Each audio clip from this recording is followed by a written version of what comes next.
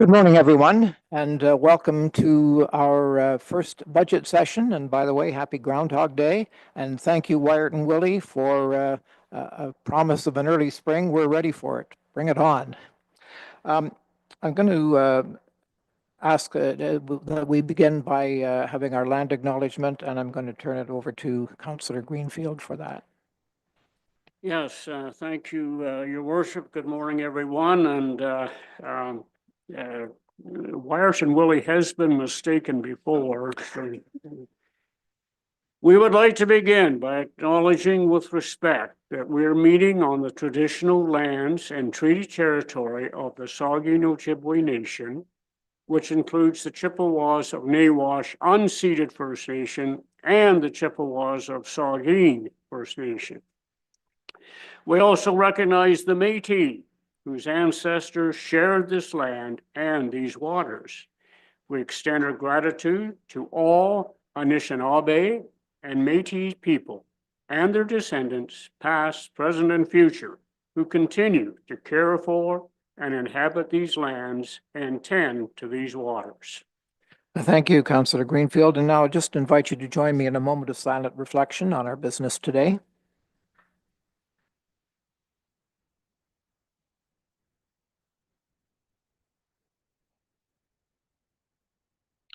Thank you. Is there any disclosure of pecuniary interest around the table? I see none, but if it occurs to you, please bring it forward at that time. I should say we have quorum and regrets from Councillor Forder, who is away at the moment. Members of the public are always encouraged to provide council with their comments and questions, and especially at budget time. It concerns us that there isn't anyone in our council chambers this morning, but it's also Monday morning. I'm just going to say that we're going to waive formality, and for the duration of these 3 days of budget discussions, you're certainly welcome to attend at any time, and please make the clerk aware if you would like to speak or have a question, and we will accommodate you. The public can watch this meeting live via the Municipality of Meaford's YouTube channel at www.meaford.ca/YouTube. So, Council may propose amendments to the Mayor's proposed budget for a period of 23 days after the release of the proposed budget as permitted by Regulation 530-22S 7.4 of the Council Resolution number 2026-0106. The 2026 Mayor's proposed budget was released on January the 14th, 2026. The amendment period for the proposed budget ends on February the 6th. And we're going to get right into the operating budget presentation.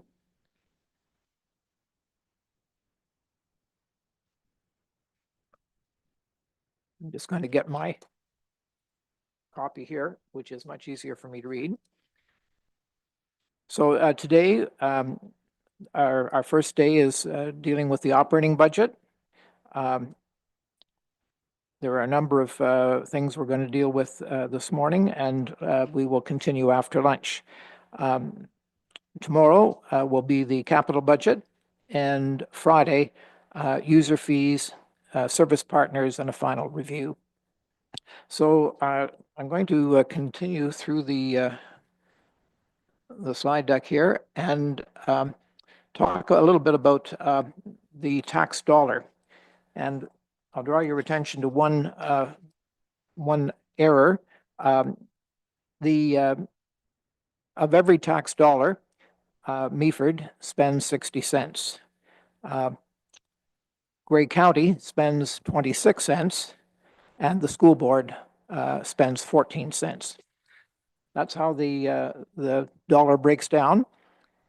And I think we'll move right along to some of the less, perhaps anyone on our illustrious panel, the other side of the horseshoe, would like to comment on how we're going to proceed. Please jump in and I should, I suppose, outline what we're planning to do here with the budget. I had a lot to do with it this time, and so I can certainly explain. First of all, a 1% change on the total levy is equivalent to approximately $194,000. Growth from taxation from new assessment is $426,280. Now, typically, the growth figure is used to lower the tax rate. However, it is not mandated to be used in that manner and could be considered as a funding source as a last resort. We have chosen to utilize that funding to bring the tax rate down to what we have here, and currently it is 4.35%, including growth. So the average property in Meaford assessed at $273,000 would see an annual increase of $117.90 or $9.83 a month based on the municipal levy. The estimated blended rate, combined with Grey County and the Boards of Education, is 4.04%. The average property in Meaford assessed at $273,000 would see an annual increase of $54.52 or $4.54 per month based on the county levy. And the estimated overall for the average property in Meaford assessed at $273,000 is $172.71 annually or $14.39 per month.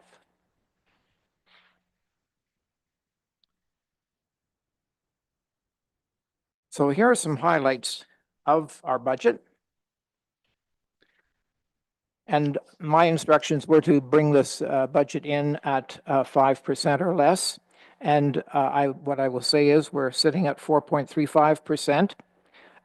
And I think there's a lot of scope for us to reduce this if that's council's wishes. I should also explain that council also has the opportunity to bring forward budget enhancements if they so wish.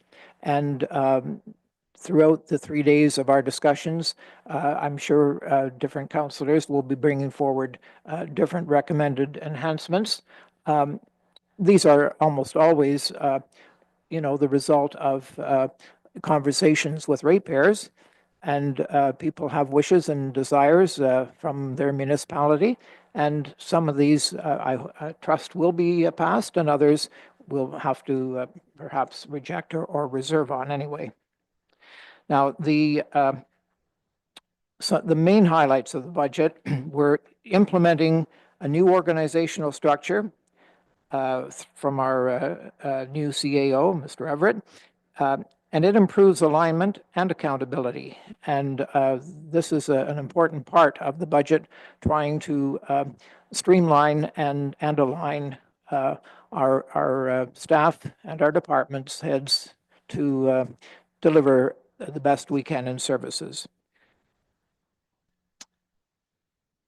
So it also incorporates an updated salary grid. We had a review and recommendations brought to council, but we are remaining to do this at the 50th percentile, which simply means we are going to be positioning the municipality of Meaford in terms of our staff halfway between the highest and halfway between the lowest, and that's in terms of remuneration. We are continuing to every year to implement a 1% COLA increase. That's a cost of living increase. And this year, realizing that we are at the end of a 4-year term, we have increased our reserve levy. It's totaling nearly 80% over last year's additional reserve levy to assure that there is capital for projects for future councils. It would not be very fair for us to terminate this term by eliminating all potential to move forward. And so definitely we have increased it's called the additional reserve levy. And the other thing that is quite different and innovative is that we are introducing new revenue streams to offset expenses and to reduce future tax rate increases. And we'll be hearing a lot more about those as we move through the budget.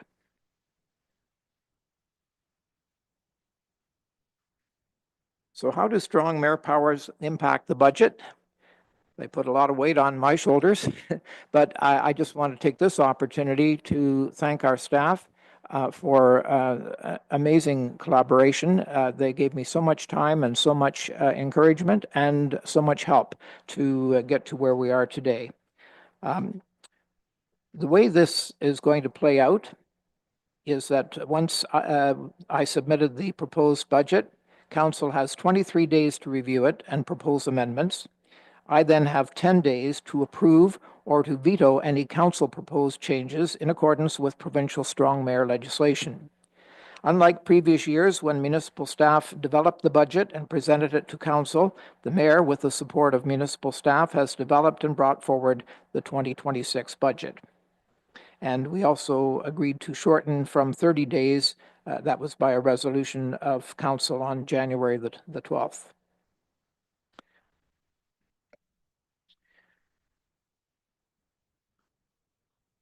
Anybody can jump in with a question or suggestion at any point here. Notes on council amendments. Each proposed amendment must include offsetting revenue and expenditures to maintain a balanced budget. Proposed amendments that would result in an unbalanced budget are not in order and will not be accepted to put to a vote. I'm going to call on our treasurer, Valerie Manning, to just kind of explain what this means. Thank you. So whenever you have an amendment or an enhancement, what we're looking for is you to identify how you want to fund that an enhancement. It could be from a reserve. It could be that you want to increase the tax levy. That's an option. But when you bring forward a resolution or an amendment, please identify where the money is going to come from. That's basically what we're looking for. Okay. And I would say that these can come forward at any time, really. I think as we work through the budget, you'll know when you want to, bring something forward. And of course, we can have lots of discussion about, the proposals that we have in the budget. If you want changes, that's what you're here for. And I just want to make it very, very clear, while I have, this budget conforms to what I feel is a reasonable budget and a progressive budget, but it is up to this council to decide the final figures. It's important to note that any initiatives or projects do not trigger the in-year budget amendment legislative requirements. These initiatives and so on would or could be funded from reserves or by reallocating expenditures from one part of the budget to another without an overall increase. So there are rules that we have to follow here, and anybody would like to explain that line as well, it's a good idea.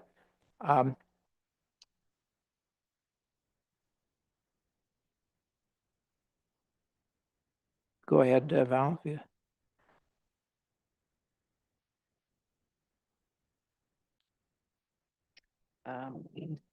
So as long as we pass the budget rate, or as long as we pass the budget right now, in your budget amendments, when I was reading the mayor's budget, basically we pass the budget now, and as long as we would not want to have a change of any budget numbers later on. So once this budget is deemed to be passed, we would not want to have any further adjustments. Yeah, I know that there's something in there about you can change it before you pass the tax rates, but I would prefer that we do it all at once. I think currently I wasn't very clear here, and the main thing is that we cannot do something mid-year or anytime through the year that triggers a change in the tax rate.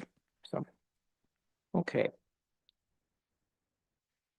And we have a page here that explains how these in-year budget amendments would work.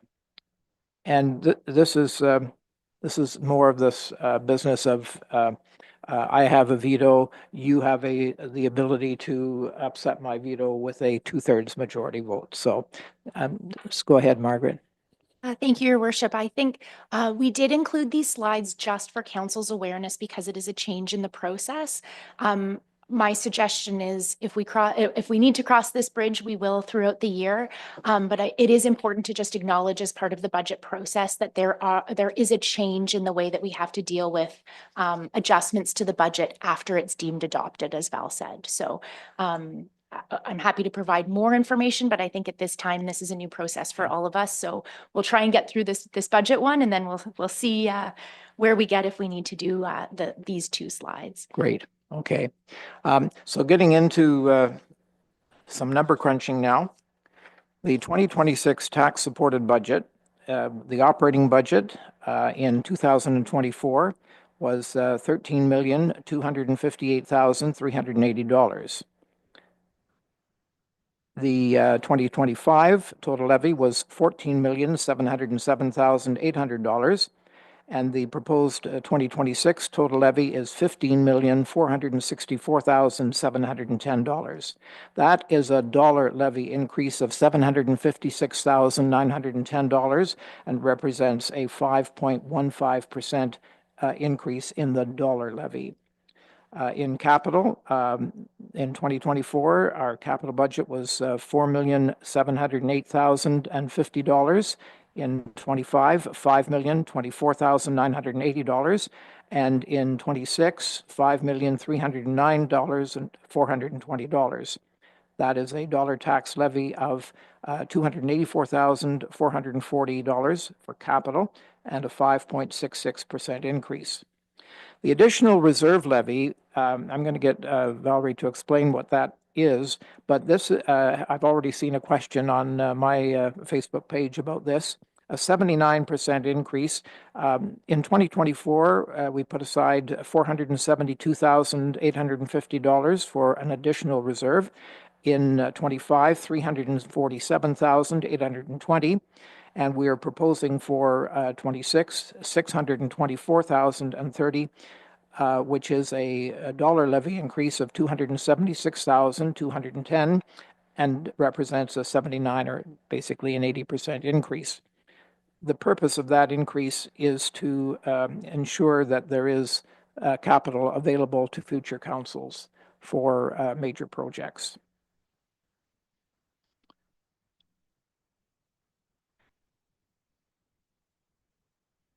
After applying the growth that we spoke of, $426,280, this budget results in a 4.35% tax levy increase. Val, did you wish to speak to that? Just explain what an additional reserve levy is.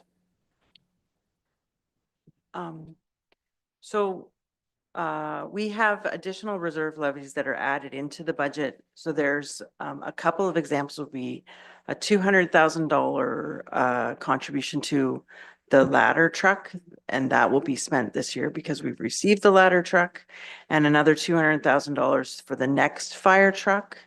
And then there's a couple other smaller amounts, but they're not to help fund the capital of they're extra, and they've been added on to our tax levy. Yep, thank you. And you've also been good enough to provide us with a debt repayment summary, which I don't think we've seen in previous budgets. I stand to be corrected, but I think this is new. And in here we show, for example, the cost of the commercial and industrial land that we recently purchased. One of these purchases was concluded just at the end of last year and results in annual payments of $243,762.68, and that will be paid off in 2038.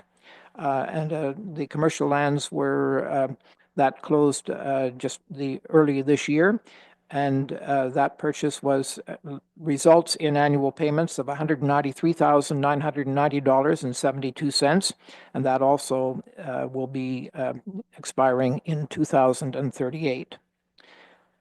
Meaford Hall will be out of debt by 2028, and the annual payments are $259,981.92. And then we have solid waste roads, Thompson Street, which was completed just a year or so ago. It will be paid out in 2037. And Meaford Public Library also paid out in 2037.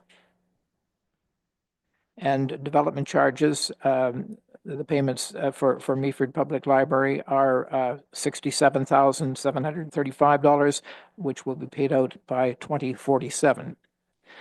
So this is just something that we're trying to be open and transparent and tell the whole financial story. And so that's an important page. So questions. Thank you for your question, Councillor Urick. Thank you, Mr. Mayor. Yeah, just one question on this, and Val, I guess probably to you.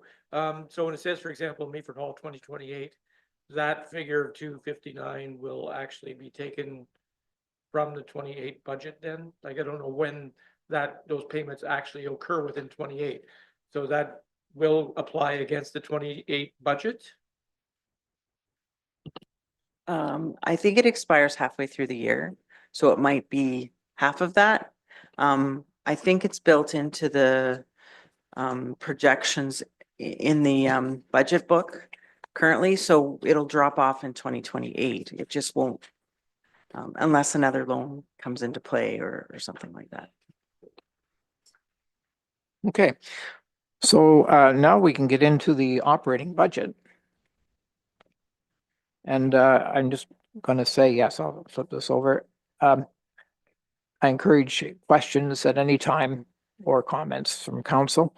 And if there's anything you wanted to discuss from the preliminaries there, just go ahead and ask a question if you have one.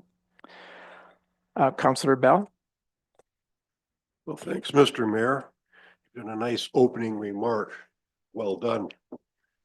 I'd like to bring forward an amendment, and I would like to support the Grey County Farm Safety Association.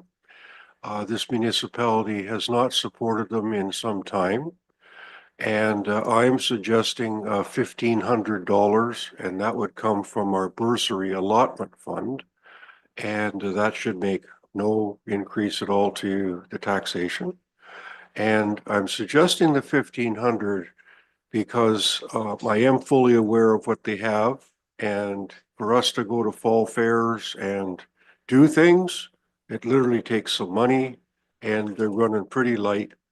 And I think that if we are inclined to believe that agriculture is an important feature here in our municipality, I would like if my fellow councillors could see their way to support my request.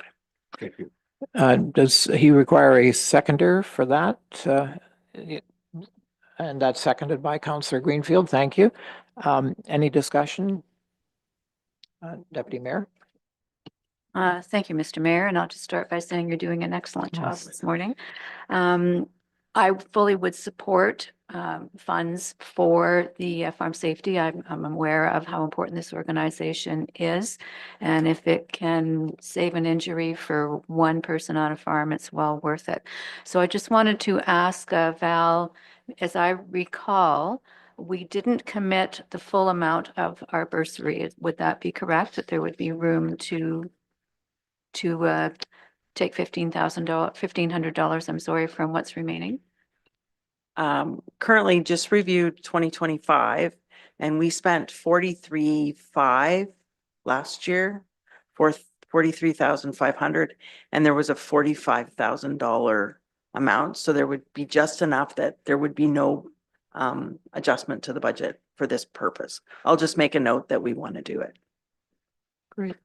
Then I'm going to call the question. All in favor? That's unanimous. Thank you. No one is opposed. Good. Sorry, go by all means. Thank you, Mr. Mayor. And I know this process is new for all of us. So if I'm coming in with a comment or a question at an inappropriate time, please somebody tell me. I wanted to go back to the prior slide, if we may, where we were looking at the debts. The employment and commercial lands purchased. I'm just wondering if I could inquire how quickly we can get these lands to market, so to speak. I know that they're not currently serviced, but I think there's lots of interest out there, where I think we could find businesses pretty quickly who would like to set up shop on these particular parcels. So I'm just wondering how we kind of get from here to there, how quickly we can get to market. I'm going to call on CAO Everett. Thank you. Through Mr. Mayor to the deputy mayor. So as discussed with council, when we purchase these lands, there is a process to get these lands development ready.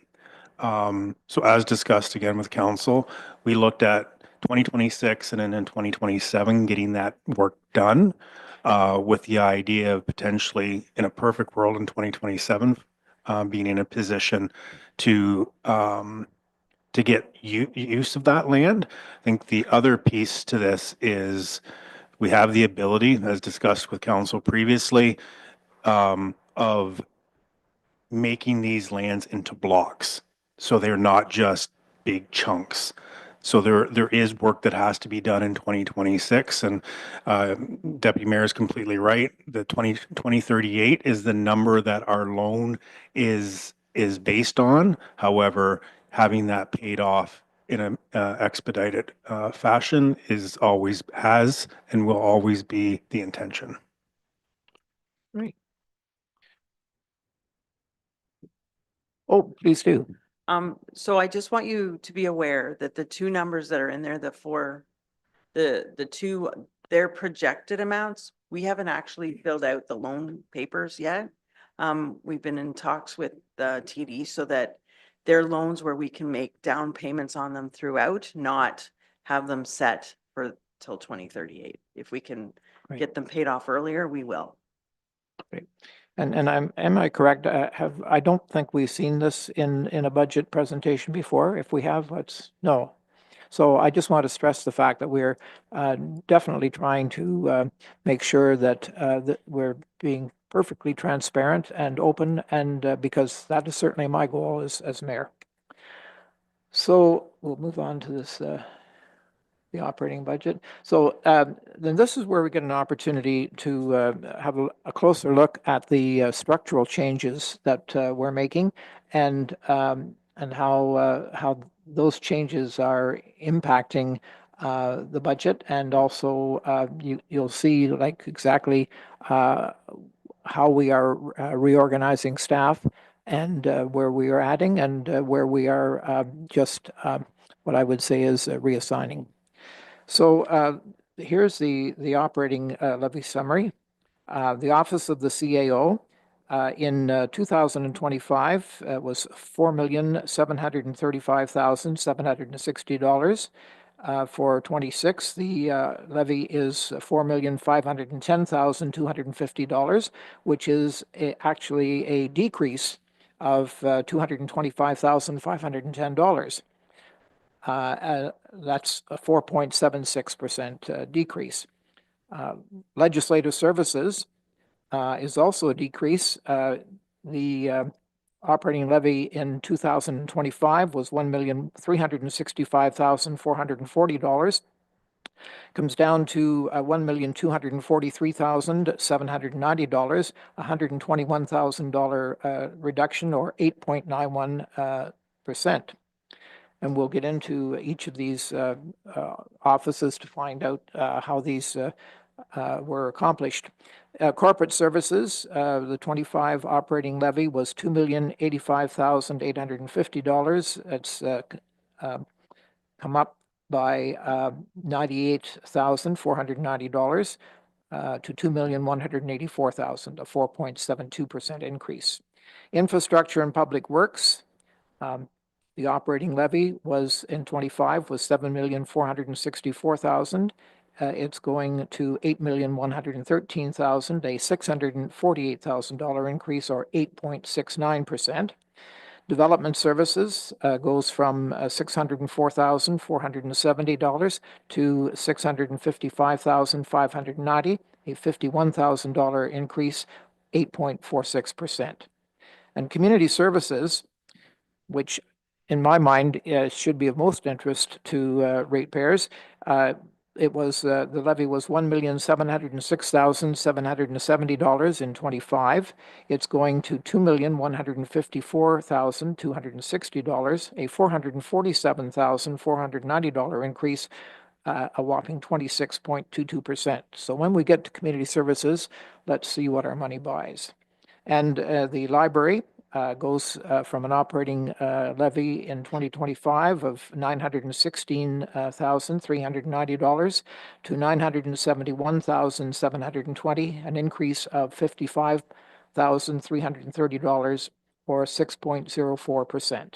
And the total levy, then operating levy, is $14,707,800, going in '26 to $15,464,710, a $757,000 increase or 5.15%. So let's talk about the office of the CAO.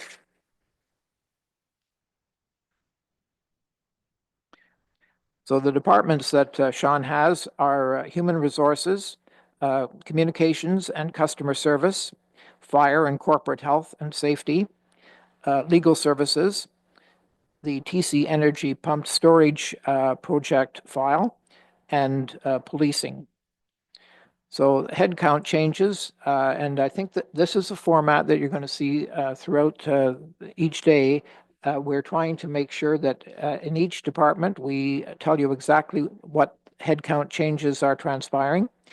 In this case, communications and customer service, 3 staff reallocated. That is, they were added to other departments. Sorry, added to the department.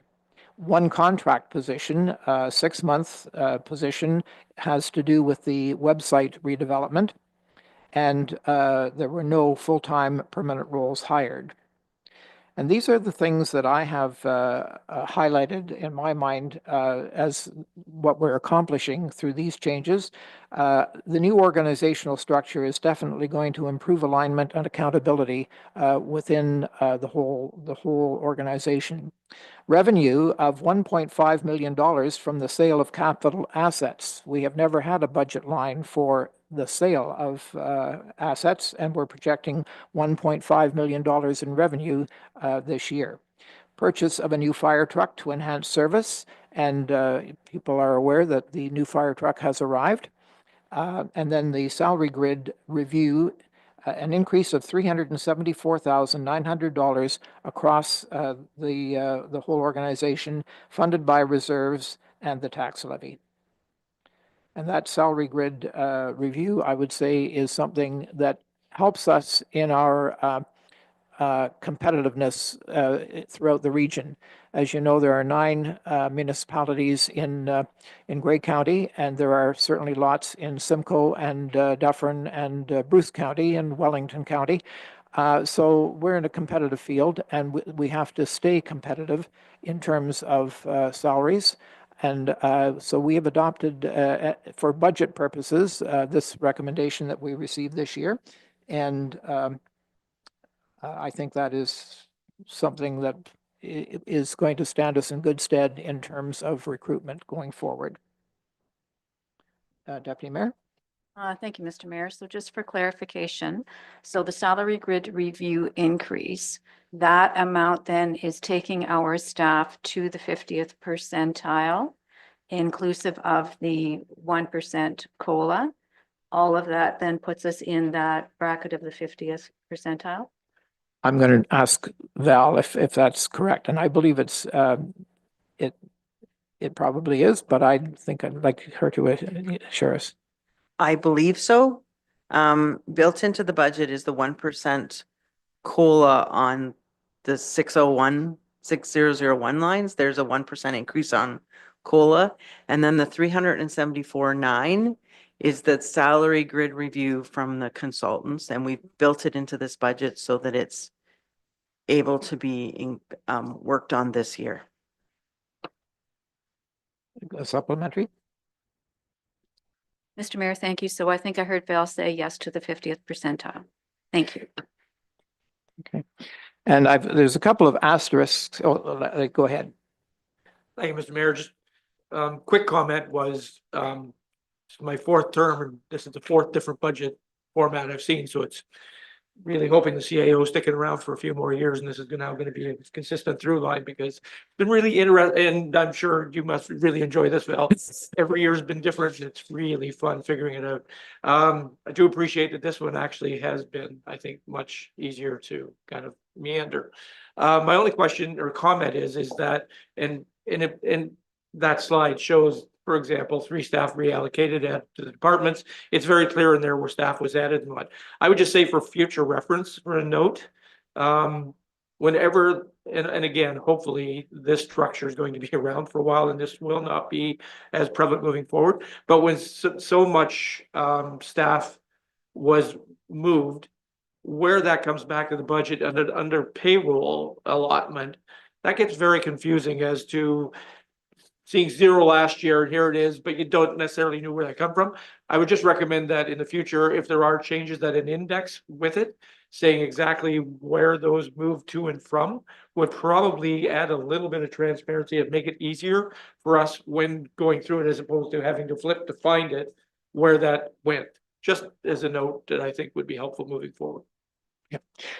With, what is it, 300 pages in this binder, it's a lot of lines and a lot of, but anyway, I mentioned there's a couple of asterisks in connection with the departments. The discussion regarding the TC Energy, it's a cost recovery project, and so it will be discussed on Friday for our last budget session.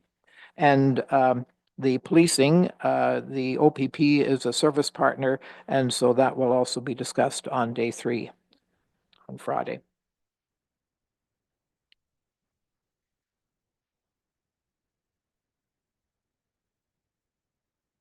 Sorry, let me forward here.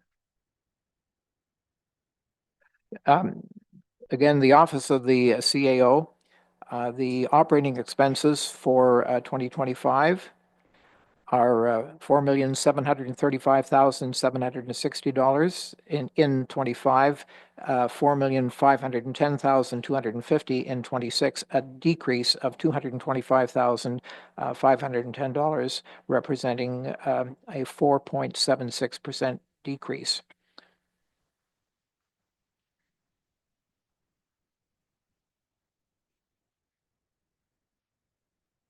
So on November 3rd, 2025, Council adopted a new organizational chart which outlined changes in the reporting structure, improving alignment and accountability. And this resulted in 2 additional roles. So staff went, is everybody listening? Staff went from 104 to 106 last year. And this chart explains how this has come about. Through the 2026 budget process, 4 new positions are being created, and they are included in the budget. And the new positions include a manager of Memorial Park, the cemetery, and the harbor. 3 key assets in urban Meaford that require each of them more attention than what they've been receiving. And so the decision was made to add a manager for those 3 assets. There's also adding a manager of engineering.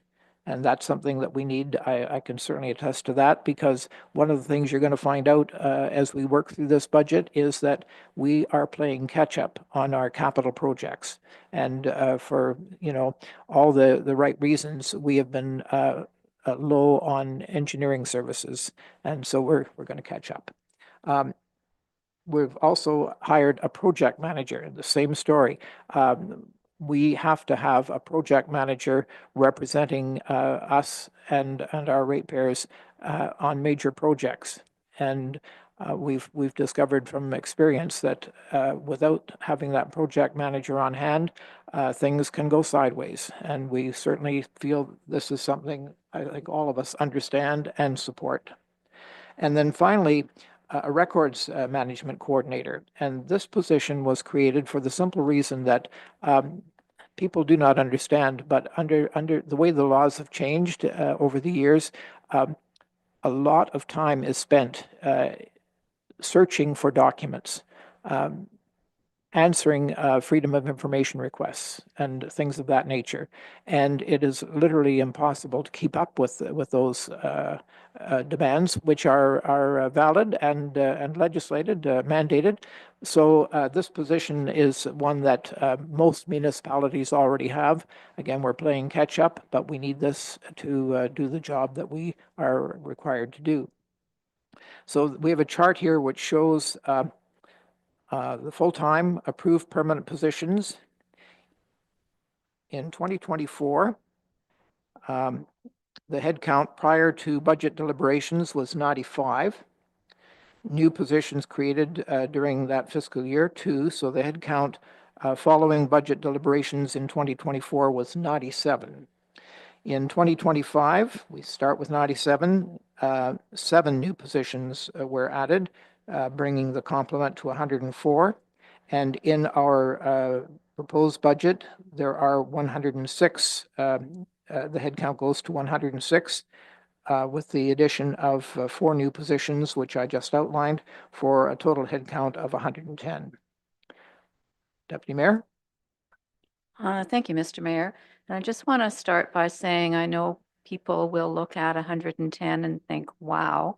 And, you know, there's always comparisons made between Meaford and other communities surrounding us. And I think it's never an apples to apples comparison because we have facilities such as Meaford Hall that other communities don't have. And I also think, you know, you never really know how many communities are contracting out various services where we do most everything in-house. So I just think it's never really fair to compare us to other communities. But my question in this, we have the 110 then full-time approved permanent positions accounted for. Do we know how many seasonal positions we have above and beyond this 110? Who wants to take that one? Treasurer Manning? They seasonal range throughout the year. So some are in the winter, some are in the summer. I can't give you an exact number, but probably at any given time, we probably have between 10 and 30 additional seasonal workers, I would think, but I can't, because they're classed as like a 0.5 of an FTE. I would say probably between 10 and 20 at any given time throughout the year. I think Councillor Bell was next. Thanks, Mr. Mayor. So looking at the operating budget, we're 21,400,000. And we have 110 personnel listed. When you look at that from a corporate point of view, we haven't even discussed another number that I know you will be bringing forward, Mr. Mayor, which is going to add significant millions of dollars for the totality of what we actually work at with 110 people to do that job. And I think that that percentage is well in line with what you would do if you had a corporation that was running well into these millions of dollars like we're doing. I also like to say that the deputy mayor mentioned about people saying about how many employees we've got. One of the things that I'm going to say so the public can hear it, when we as a council, Mr. CAO, hired yourself, we wanted you to do exactly what you're doing. We wanted you to take this municipality and guide us into the future. And to do that and to deliver the services that the people keep asking us about, you're doing that. So I want to confirm today, we have your back on this. We have asked you to do this job, and you are. And if you tell us as a council that in order to do a service that the people need and are going to have delivered, it takes people to do that. If you have facilities but no people, why have the facility? If we've got lots of equipment and nobody to run it, why have the equipment? It's a complete package. It's all tied together. The services delivered, the people required, and the upkeep of all of our facilities. We've asked you to do all of that, and you are. So thank you for doing what you're doing. If I can say from a single seat, keep on doing the good work, because I believe that you are. So when we see 110 people to run the municipality of Meaford with a very, very large footprint, it takes a lot of people and there's a lot of kilometers to cover. So 110 people to do this, if you're in the private sector looking at, and I haven't said a number because I don't want to jump ahead of you, Mr. Mayor, it's not just a $21.4 million budget we're looking at. It's far greater than that. So the percentage of personnel to deliver the service, I believe it's in balance. Thank you. And echoed, I think, all around the chamber. Councillor Greenfield. Thank you, Your Worship. I just had a question concerning the records management. And I fully understand why this position has become quite important. You mentioned freedom of information, which at one time we maybe had 5 or 6 requests a year maximum in that department. As far as records, files are concerned, and I'll address this through you to our Director of Legislative Services, if I may. Are we looking at files back only to amalgamation, or I imagine down in the basement, Trowbridge Street, 21 Trowbridge, there are files that go back much further than that. What are there going to be some that we can read out and eliminate, or do we have to keep everything back to the beginning of time, or can you help me on that? Thank you, through your worship, to Councillor Greenfield. So we do have a records retention policy which outlines our requirements for what we need to keep and for how long. And this is a document that council sees periodically as we make changes to that. In regards to your question about the files in the basement, we are also very lucky that Grey Roots stores a number of our archived files. So some of the older files that we don't need access to, periodically they have in a massive room with a number of other lower tier municipalities as well. So I'm happy to go into more detail, but I will leave it at that. But we can talk more certainly if you've got some questions about the material that we have. Thank you. Any other questions? Okay, I want to move to the next slide. And I'm not sure that we've seen this slide in past years, but this shows the total compensation for the corporation of the municipality. And during the budget process, an increase of $1.4 million in wages, including pension and benefits for 2026. And I just want to draw your attention here. There's a duplication in this. You'll see 5 bullets here, but there are really only 4. First, the COLA, the cost of living adjustment of 1%. There is an increase again, there always is, in the cost of pensions and benefits. The salary grid review increases. These were discussed in 2025. And then you can drop down to annual salaries for new roles added for 2026. The annual salary grid increase there, that is a duplication of the bullet ahead of it, salary grid review. Okay. And as I say, that is a fact of life. Everybody is facing inflation, and don't think that municipalities don't have to deal with inflation as well.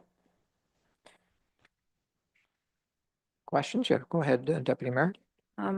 If I may add, Mr. Mayor, I'm very proud of the benefit package that we offer our staff. I think it goes a long way towards the retention of our good people. And I think we all know it of late that we have attracted some very, very fine individuals to work in our organization. And just following up to Councillor Bell's points, if we want the services to to reach the expectations of our residents, we need to have these fine people in place. And I just thought this was an appropriate time to suggest that the benefits that are provided, I think, go a long way with the attraction and retention of our good people. And if I can just hitchhike on that, I'm just going to point out that our last two hires, uh, uh, um, Brady Carbert has returned to Meaford, or will return shortly, and has found that it is probably better to work in Meaford and save all the driving on Highway 26, but more importantly, that a job in what he's doing in Meaford is as satisfying as a job in Owen Sound. And then our most recent hire, we've taken someone from a similar position in Bruce County and brought them to be a director of community services. Have I got that right? Or Corporate corporate services. services? Yes, thanks. Community services is Brady. Yeah. So I would tell you that, we would not be able to compete in the marketplace if we, did not offer the same kind of salaries and benefits that are accorded by our neighbor municipalities.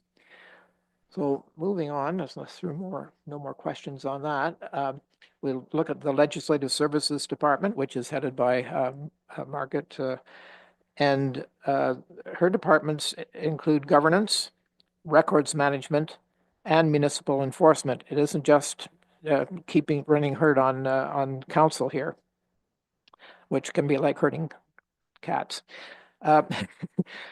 The headcount changes in governance, 2 staff reallocated, that is moved to another department. 1 full-time position added, that's the records manager coordinator that we spoke of, and 1 contract position added this year, which is to be supervising or at least helping us with the election, which is a significant increase in responsibilities for the clerk's department when we get to the end of the 4-year cycle and have another election. So the things that I've highlighted here from my standpoint, the new revenue of $200,000 in fines with the introduction of the Administrative Monetary Penalty System, or AMPS. I'm going to turn it over to CAO Everett to just explain how he has found $200,000 to benefit the cause. Thank you, Mr. Mayor. So with the administrative monetary penalties, I will be bringing forward a report later this month that really identifies what the administrative monetary penalties are and what bylaws we have today that would be focused on. So one of the key ones for 2026 will be for the sewer discharge bylaw. As council is aware, and many in the community are aware, we have a significant inflow and infiltration concern that basically increases the demand on our wastewater treatment plant. So in other municipalities, this is an opportunity where those residents or businesses that we find that are illegally hooked up to our wastewater system, and whether it's their eaves troughs or some pumps or washing machines, those are the things that an administrative monetary penalty we can pursue, and rather than going to the provincial court, we can do this internally, and at the provincial court we'll probably get about 20% of the fine. With administrative monetary penalties, we get 100% of the fine. And if individuals choose not to pay, then it goes directly on their taxes. So we do get the money. There are other bylaws that in the future we can look at. We talk about the short-term rental, having AMPS. The other one that I know other municipalities have been very successful in is actually the parking fines. Right now, our parking fines go to Owen Sound for the provincial court. And again, we receive very, very little of that money. We could actually shift our parking fines to an administrative monetary penalty, and then we get that full cost recovery. So that is how we've identified the fines. The last piece I just want to mention, council has the opportunity to set the fines. It does not need provincial approval.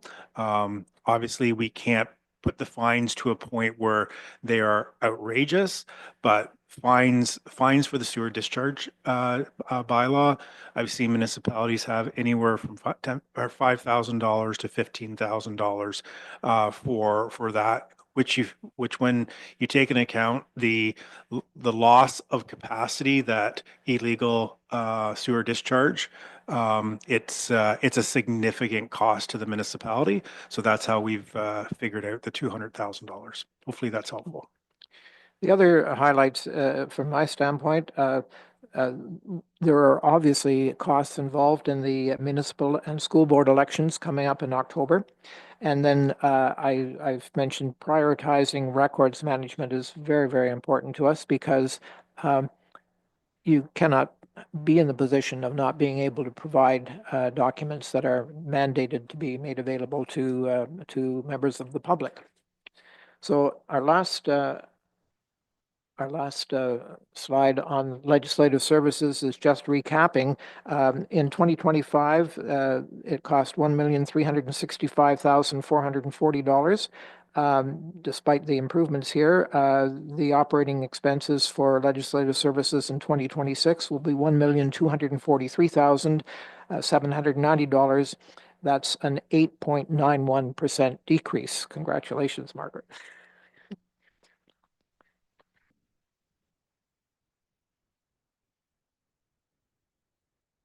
So moving on to corporate services, and again, you'll see this this format where we have the departments that are incorporated in corporate services are finance, IT and GIS, purchasing and risk management, and tangible capital assets. There is no headcount change in corporate services, and the highlights, as I've noted them, are implementing new financial software in the finance department. It's Microsoft Dynamics, updating and strategizing asset management plans. And I will say this is probably the ultimate provincial download on the municipalities, and that is that all municipalities really are quite asset rich, except if most municipalities have been around for 100 years or more, and many of those assets are stressed and needing to be either replaced or repaired. And so I think that we've made significant gains in the last 2 years on that file, and we're still catching up. And then I made another little note here on February 23rd, Brady Carbert becomes Director of Corporate Services. So, sorry. Just to you, Mr. Mayor. So the Director of Corporate Services actually starts next Monday, and it's Sam Dinsmore. Sorry? It's Sam Dinsmore. Yeah. Starts on Monday. Yeah. Sorry, I got it mixed up again. Okay, Deputy Mayor. Thank you, Mr. Mayor. May I ask our treasurer where we sort of are with the new financial software? Have we gotten started in transferring things over? When do we think we might have that completed?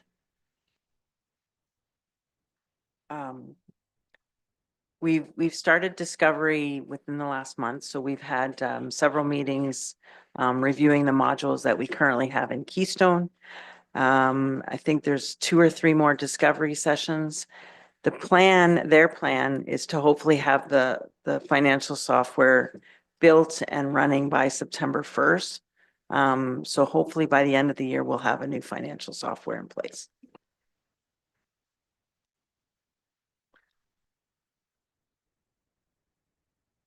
So summarizing corporate services, the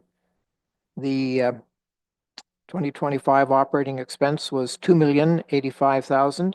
The 2026 budget is $2,184,000. It's an increase of $98,490 or 4.72%. Infrastructure and Public Works.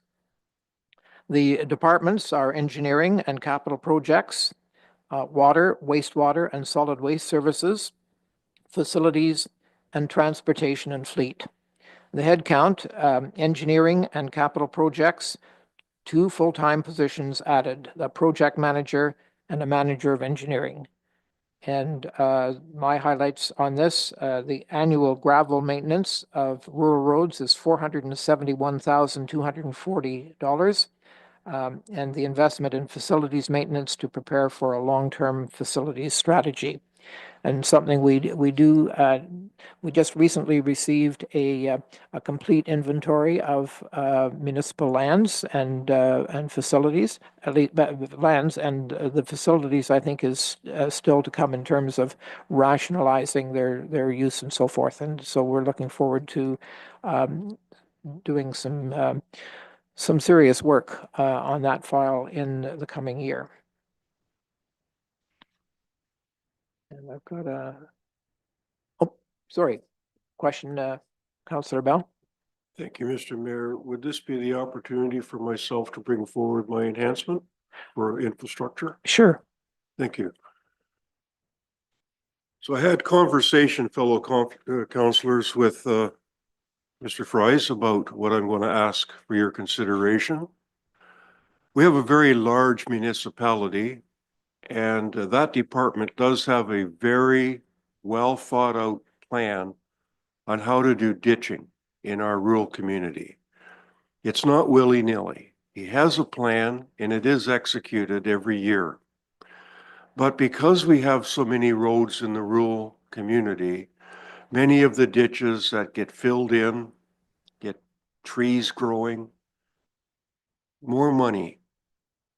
I'm asking for consideration today for an extra one-time funding of $250,000 to come from the roads reserve. That $250,000, when he got back to me about what that will do, is about another 4.5 kilometers, getting the ditches cleaned out and getting the brush back. If we were going to do a serious attempt at accomplishing 10, 15, 20 kilometers of road, we'd have to go out to tender. That would take a long period of time. I would like to see some extra work done this year in 2026. Extra money, and he can put it to use. He's got the equipment, he's got the personnel. This is extra money, and I have asked that this comes out of the roads reserve. Thank you. There a seconder for this, first of all? Are you seconding the motion? Mr. Mayor, yes, I'm seconding the motion you. and I do have a question. Go ahead.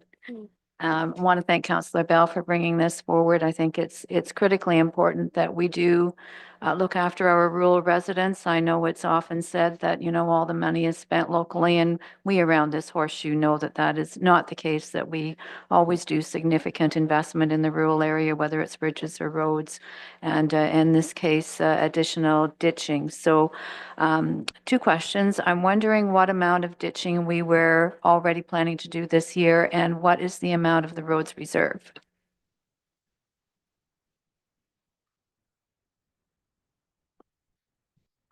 Through your worship, I have asked Jeffrey to come in, but I'm going to go grab him because he'll be the best person to speak to it. And maybe as I do that, I can have finance let you know what the reserve balance is.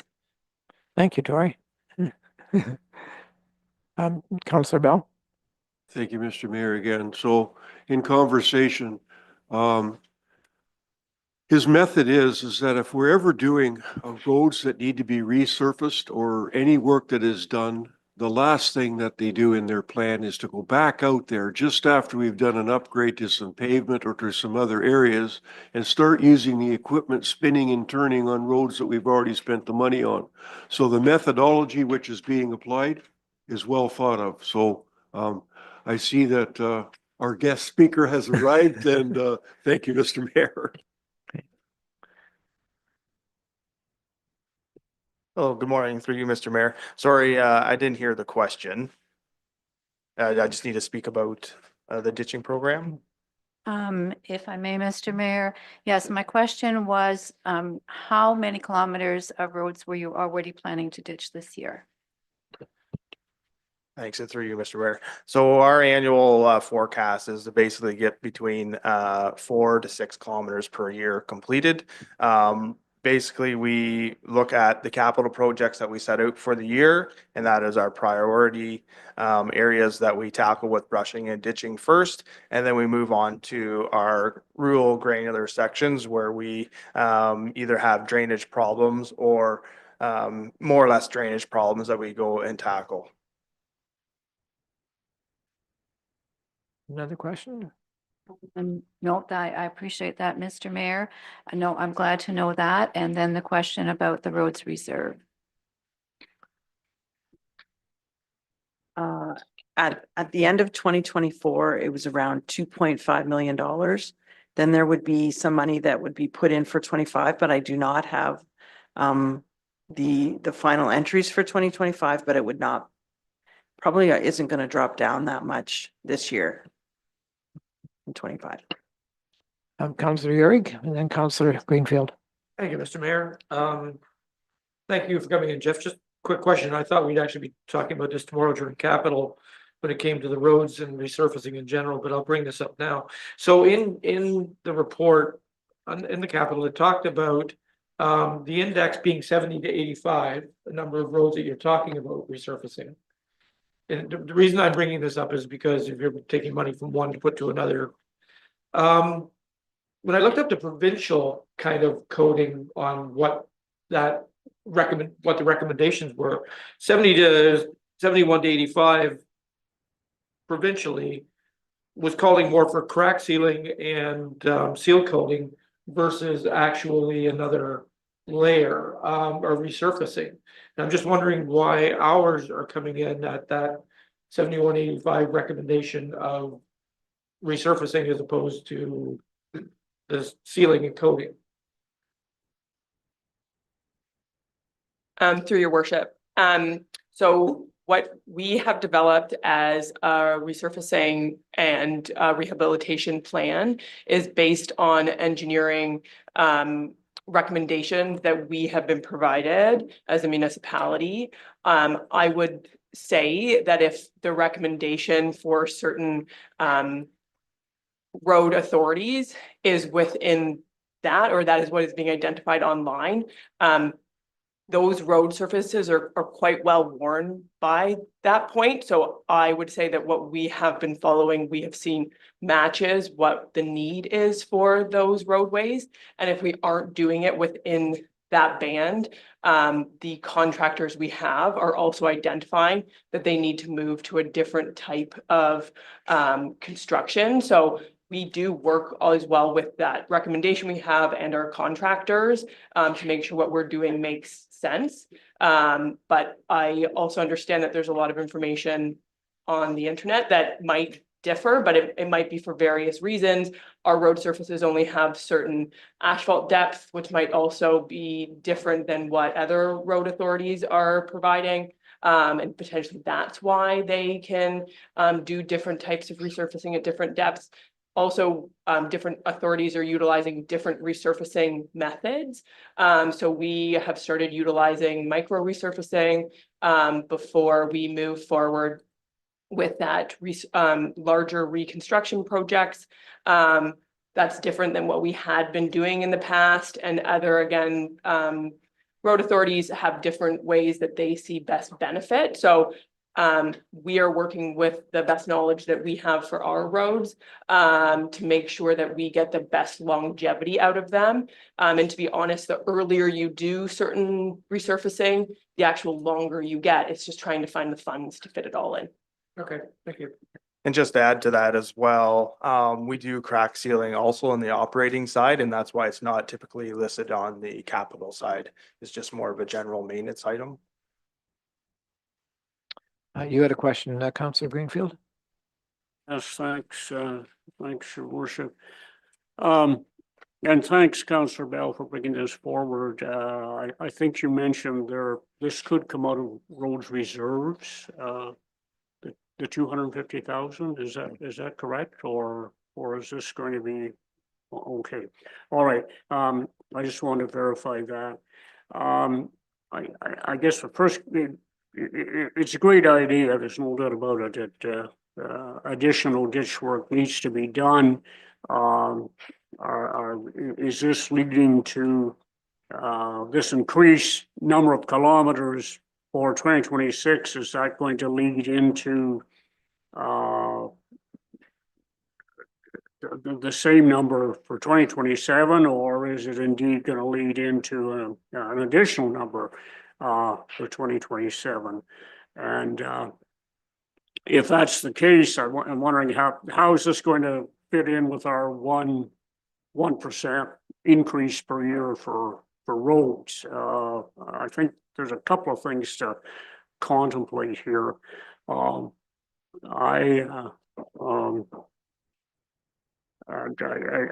wondering, to me, this is more of a capital works budget project, but anyway, it's just my thoughts. Jeff, is this additional work, how is that going to affect staffing? Summertime is a very common time for our roads crew to enjoy some holidays. And if we add this much more work, how is that going to affect staffing? I think I heard that equipment we're okay with, but I'm just wondering if that would be a factor for employees.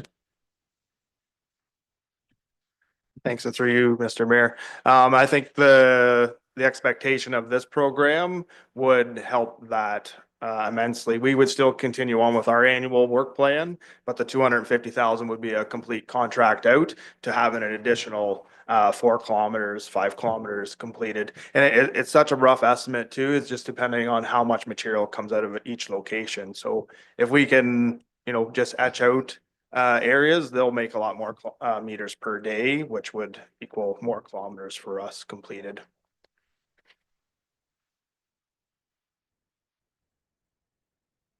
Okay, thanks for that. Thanks for straightening that out. So this is not a job that our new project manager would be called upon to take a look at on occasion. No, I think we would just set up a designated area where we want this program to work in and facilitate it that way. Go ahead, Tori. Through your worship, I just wanted to clarify a couple of things that Councillor Greenfield mentioned. So this work, as it is operating work, isn't impacted by the 1% increase that we typically have had in our capital side for roadways. There is an opportunity where drainage works can be added to a capital project, and then it would be incorporated in those budgets. But because this is very much maintenance of our existing infrastructure, it falls under operating. So we aren't changing or doing significant reconstruction of any infrastructure, and that's why it is considered operating work. So just to note, it isn't impacted by the 1% increase. It would be in the operating budget. And from discussing if it would continue into future budgets, obviously that's council's decision. But with it coming from reserves, unless directed otherwise, staff would assume that this is kind of a 1-year program, as it doesn't have a consistent funding source. And then we would make changes if necessary based on council direction in future years if this addition was required or asked for again. But again, it does help with, even as a 1-year thing, it helps get us further ahead in our ditching, as any kilometers of additional ditching we do assists with future years of work that we need to do. Okay, and I'll just draw your attention again to the last slide there. Oh, sorry, yes. Okay, all in favor then of the motion, and that is carried unanimously. And nobody's in opposition? Okay, thanks, Jeff. I do have another question for Mr. Freeze. Oh, okay. And I think I'd like to know the answer, but I'd like to get it clarified. Jeff, we have, an item here that mentions annual gravel maintenance of rural roads, $471,240. Now, gravel maintenance, does that refer to just $471,000 worth of gravel? Or does that refer to the grading and, delivery and what Yeah. all is included in that 470? Through you, Mr. Mayor, that number is specifically just for the purchase of the granular materials. There's all of the operation, putting it down, and the dust control is all plus after that. Thank you for that. In 2005, we budgeted $35,000 for gravel on roads, which was grossly inadequate. Thank you. Okay, so just to summarize, infrastructure and public works, the operating expense in 2025 was $7,464,820. In the 26 budget, $8,113,440. So that's an increase of $648,620, or an 8.69% increase. So now we'll move on to the actual roads maintenance.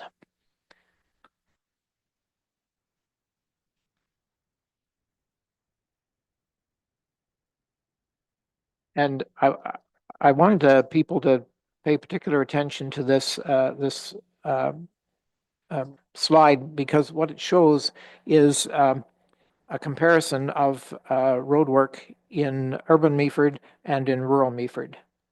And I think you can see from this that there is a significant amount of road work being done in rural Meaford. And in fact, the entire $471,240 in 2026 are being allocated for rural gravel road maintenance. Each year, the operating budget allocates funding for fresh gravel to be applied on rural roads, and in 2026, more than 55 kilometers of roadway will be resurfaced.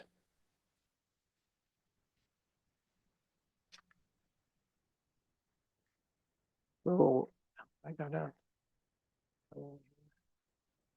yes. Gravel road maintenance operations on a 3-year cycle, with over 160 kilometers of rural roads having gravel maintenance throughout the operating budget.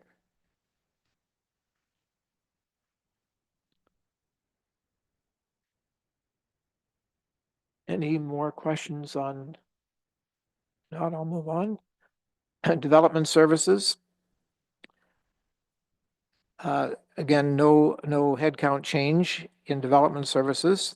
The departments are planning, building, economic development, and community growth. And the major highlights, revamping the building department in collaboration with neighboring municipalities. We've come a long way in the past, I would say, 6 to 9 months, and it's making a difference. The continued emphasis on economic growth. The downtown harborfront master plan, we've taken $200,000 from reserves for that project, and we'll come up against that, I guess, tomorrow. And the water and wastewater master plan, $230,000 from development charges and reserves. So here's where reserves and development charges are paying off. None of this is impacting on the actual tax rate. And the planning department is, I think, on a user pay basis, and so.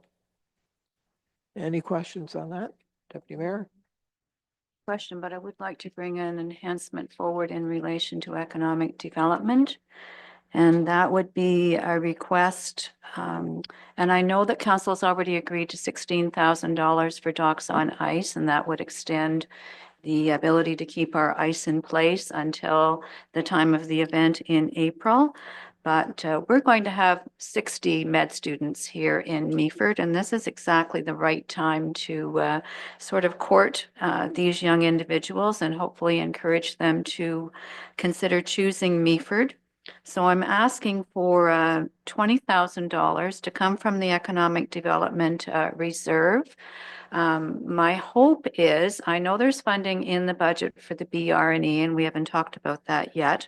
But my hope is that should we be successful with the grant for that project, that there is some additional money then there in the budget that could be considered coming from reserves to cover the $20,000 I'm asking for, and that money would be used for swag bags for the med students, for entertainment, for food, for a banquet, if you will. I don't know the plans are completely completed yet because we don't know how much money there is to work with, but it is our responsibility having these students in Meaford for the day to feed and entertain them. So my request again is for $20,000 for the Docks on Ice, in addition to the funds that we have already agreed to and to come from the ECDEV reserve. Is there a seconder for that, Councillor Yerig? Thank you. Any discussion? I think we've had more than 60 soldiers the day of the Keys to the City event, and they were well fed. So but this I believe is an evening banquet, is it? Yes, okay. That's a little different for sure. Yeah. I'm going to call the vote if you're ready to vote on this. All in favor? And that is unanimous. Go ahead, CL. Thank you, Mr. Mayor.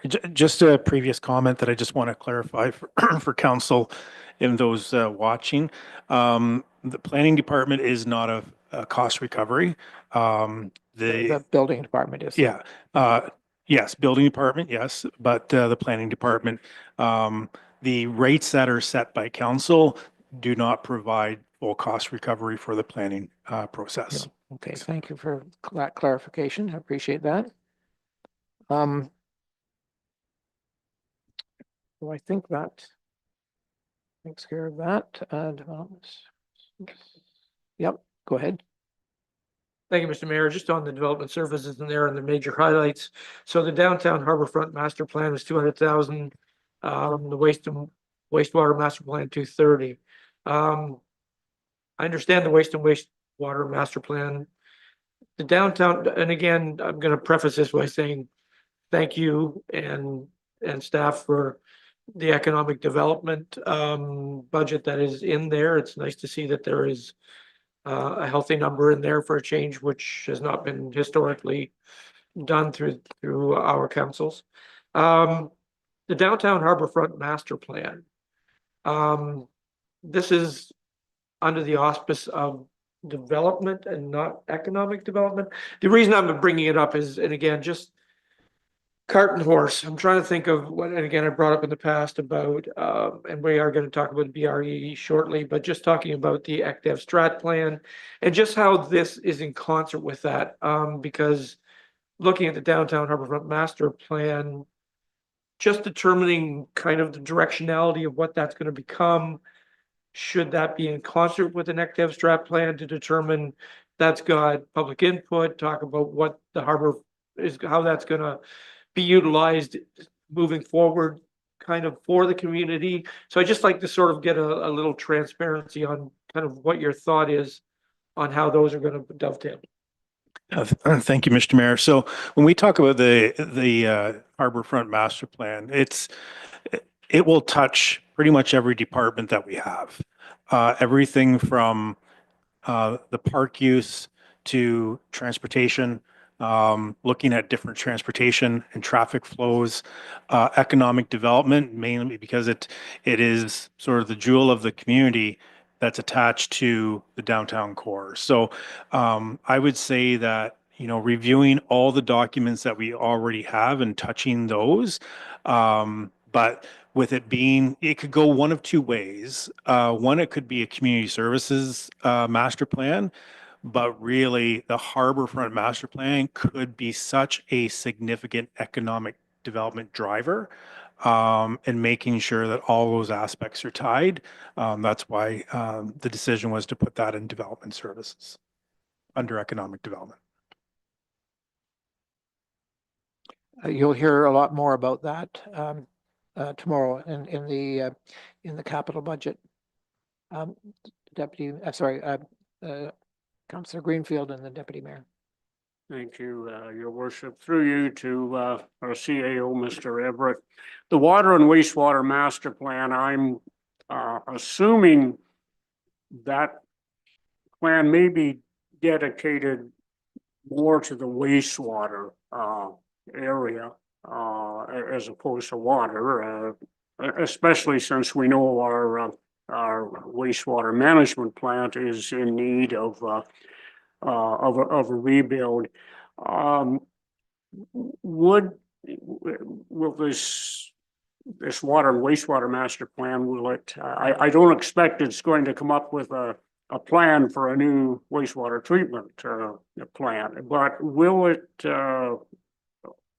give some ideas, some suggestions as to what we should be looking for in this new plant? We do have a plan that has been given to us. I think it's questionable, and I'm just wondering, will this water and wastewater master plan review get us closer to what we really need down on Aiken Street there for a treatment plant? I think Tori's going to respond to this. Through your worship. So just to give a little bit of background, a master plan is a process that follows the class environmental assessment process, and so do individual class environmental assessments. For the wastewater treatment plant, in recent years, we have gone through the class environmental assessment process, which is actually kind of a process after typically a master plan, especially for a project that large. I just want to clarify, the process we have gone through for that provides everything we need from that process. It has identified and reviewed options that we have for that facility, and then the needs as we go forward. What we have seen as a municipality is that our usage of our plant, so the amount of raw wastewater going through our plant, has started to decrease. And so what we are trying to understand outside of that process is what that timing looks like, because it does change from what that Class EA had identified, because there has just been changes with what we're seeing. And so we're doing that individually, kind of to help identify to us how we implement those EA recommendations, and then we'll be moving forward with design. And that's when we really get into the nitty-gritty of what that outcome looks like. Right now, the EA process really just recommends a solution, high level, and then the engineering will really dig into the specifics. And again, if there's some variation needed, we'll look at how potentially we need to update information in that EA or how it fits within, but we need to maybe follow a slightly different path than we thought we were going down. The master plan really looks at holistically our entire system. So that not only includes our treatment plants, but also any of our pump stations, our booster stations, water towers, and all of the pipes in the ground. And it identifies where we currently are and what infrastructure potentially needs upgrading or work done on it based on the existing infrastructure and our existing population base. And then we work with our planning department to project both an interim build out and then full build out or longer term build out of our urban area that would be impacting the water and wastewater networks, and identify what infrastructure is needed, either upgrades to the existing infrastructure or new infrastructure that might be needed to allow for that increase in development in our urban area. And so it gives us that long-term projection. Our last master plan was completed in 2015.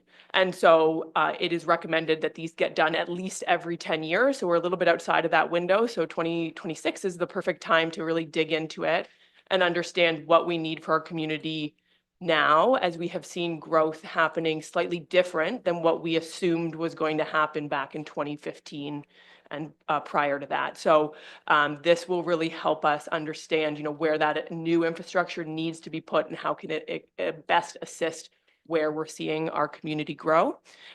Just to give an example, one of the items that came out of that last master plan was the Nelson Street Booster Station, which we have implemented, and it helped ensure and upgrade a previous booster station that had definitely reached end of life and was no longer providing the needs to our community.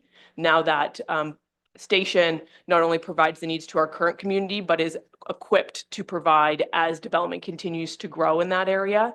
It will be able to grow with it so that it can last the extent of the life that we would expect out of that booster pump station. Mr. Mayor, if I may, I just wanted to make sure we were finished with that conversation because I had another enhancement to bring forward. Yeah, I think we are. I think we're good. And I do apologize to you, Mr. Mayor. I should have brought this one forward in the last segment with infrastructure, but anyway. No problem. Thank you. So I have two, and the first one I would like to bring forward is a request for $10,000 from the Parks and Trail Reserve, and it would be grooming our section of the Georgian Trail from Christie Beach down to Meaford Harbor at an upset of $10,000, recognizing that every winter is different and some years there may be more requirement for grooming than others, but in any event, an upset cost of $10,000 to fund grooming our section of the Georgian Trail. We have a seconder for that. Thank you, Councillor Heurig.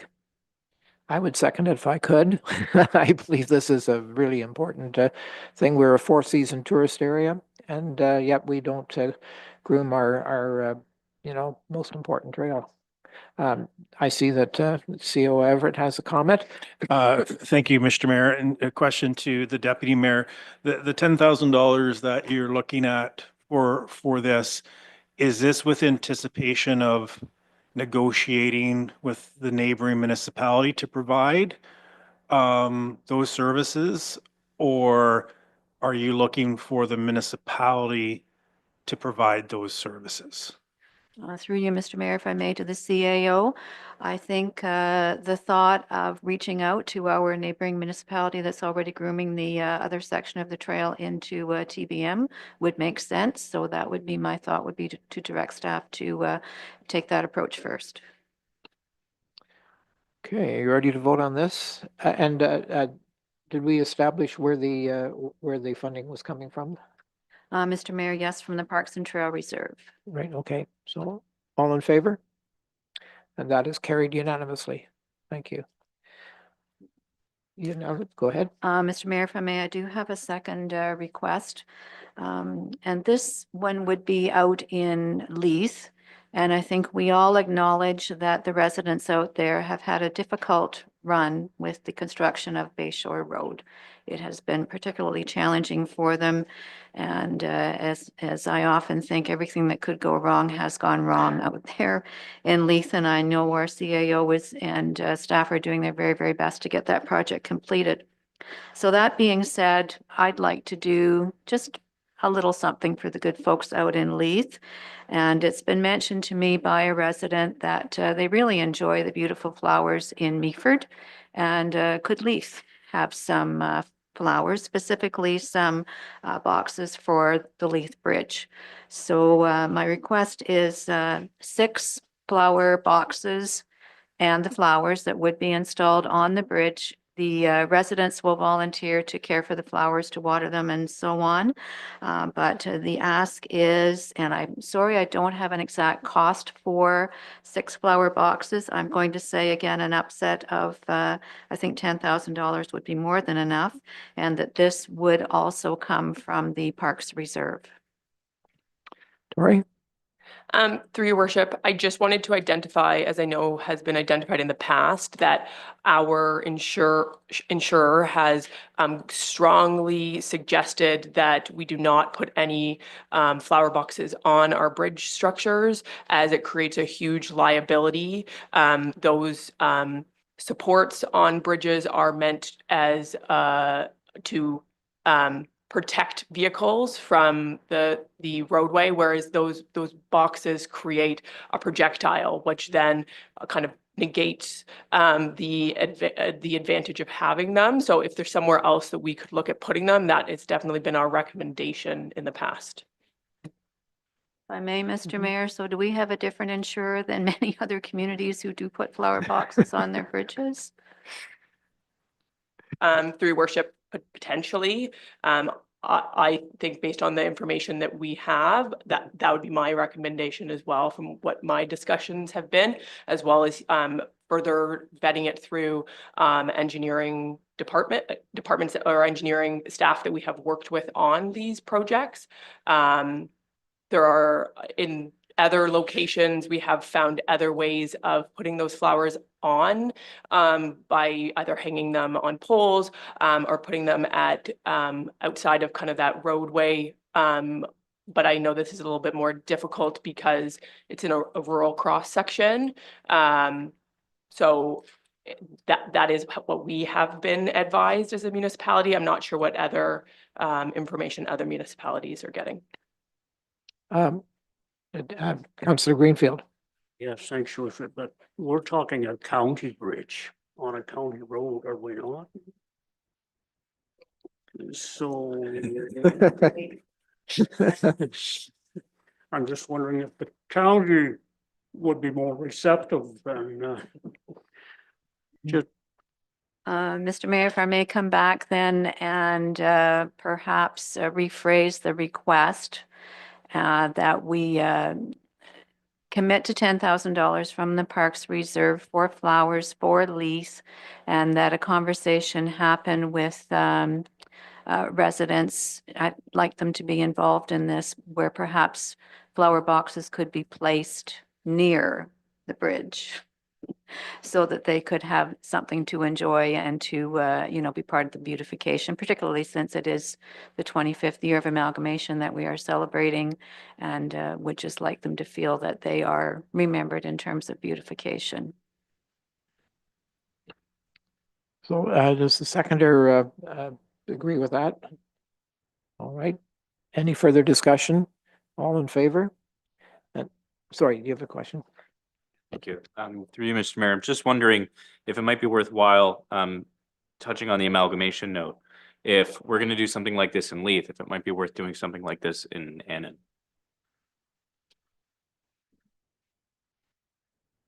If I may jump in, Mr. Mayor, and I appreciate the comments from Councillor Ennis because it was sort of in my train of thought. And we have Bogner to recognize as well that whether it was, a 3-year process with Bogner, Leith and Annan, starting with Leith, or whether perhaps you'd like to make an enhancement that we provide some beautification to the other hamlets as well this year.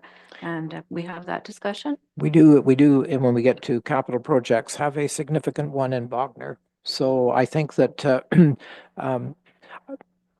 I would think that $10,000 would go a little ways for a display in both Leith and Annan, but I'm not the expert on that, so. If I may, Mr. Mayor, to come back to Councillor Ennis, then may I suggest your consideration of a second enhancement then, the first being acknowledged 10,000 for flowers and Leith. And we'll have to be a discussion with staff about how we go about providing flower boxes and where they might be placed. And the same for Annan, an additional $10,000 to come from Parks and Trail Reserve for flower boxes for Annan. Okay. Sorry, who wanted to speak? Oh, Val, go ahead. We just want to be cautious on spending all of the money out of the other, it's the other Parks Reserve, I think, is where you're wanting it to come from. Currently, a lot of the money that's in the other Parks Reserve is funding the splash pad. I just want you to be aware of that. Councillor Greenfield. Again, your worship, we already have $56,000 in the budget for amalgamation celebrations. I'm wondering if for some reason that sum is not entirely utilized, can we use it for ventures such as the flowers? Mayor, I haven't, and unless staff can help us here, I haven't seen sort of an itinerary for the amalgamation event to understand how those monies are intended to be spent. I don't know, can staff help out with that? Through Mr. Mayor to the Deputy Mayor.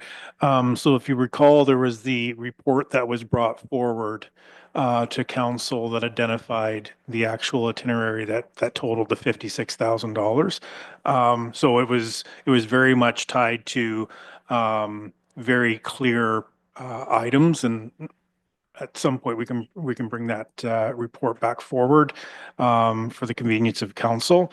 I would say when we look at the when we're talking about flower boxes, and depending on how these flower boxes, what we're actually looking for, $10,000 for flower boxes for bridges, that's a lot of money. So I'm thinking if there's the $10,000 and then we look at, throughout the municipality, because I would almost say these could be capital. Because the flower boxes, how I'm envisioning and what I'm used to, the flower boxes are used every year. You just replant. So it's a one-time investment. You're not, unless you're adding flower boxes, we're not doing this every year. So my gut is the first $10,000 that was talked about, unless the deputy mayor has got a specific flower box in mind that you've got an idea of the cost. I personally think the $10,000 could go a long way for a number of locations. Thank you. Councillor Bell.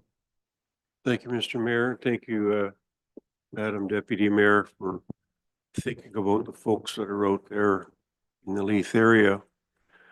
I was kind of thinking along the lines of our CAO about spending money but to have something a little bit more permanent. Now, I might be way off on this, Mr. Mayor, but for $10,000, the Leith Church puts on summer concerts and people end up sitting on the grass and everything. Would we be in line or out of line if we said we could put in some aluminum bleachers and have it said on it from the municipality? Or would we be putting something into a private entity that looks after that? But I'd kind of like to see when they put on those summer concerts, you just don't end up sitting on someone's grave site, that we could do something like that. But maybe that's not within our curfew to do that. But I like the idea of supporting something out there for what they've had to go through. I really do. Councillor Urick. Thank you, Mr. Mayor. That's a great suggestion, Tony. I think it's really worthwhile pursuing. And pursuant to the conversations or the sessions that we attended at Roma, that would seem to me to fit really well under a sponsorship auspice, to maybe go out and try and get sponsorship to do something like that. I think working with Sweetwater out there in general, they'd probably be interested in looking at something like that as well. So I think that would be possibly a way of offsetting that, is to try and secure sponsorship money. Yeah, I think if we pass the $10,000 for beautification, and we can come back to this and have some discussions with people and see, I think that you could certainly, that would suffice, and I'd like to get that passed and move on. And Mr. Mayor, if I may, just to complete that, I believe we had agreed to $10,000 in Parks and Reserve for flowers and Leith. So if I may suggest an amendment to that, that it be flowers for Leith and Annan, and see where that goes this year. And it can always be added to at a later time. Are you comfortable with that, Councillor Ennis? Okay. Does that, it doesn't require an amendment, surely? Thank you, Your Worship. I just want to clarify, we didn't actually vote on that amendment, correct? I thought we did. I don't didn't think we vote? Oh, voted. okay. So, Okay, at Oh, this so- time, I'm happy to read the amendment as it is with the addition of Annan. okay. that'd be So great. maybe we can, Please do. so that Council of the Municipality of Meaford amend the 2026 mayor's budget to add $10,000 for flower boxes and flowers in Leith and Annan in a location to be determined in consultation with residents, funded from the Other Parks Reserve. All in favor? That is carried unanimously. Thank you. Okay. Moving on here, community services.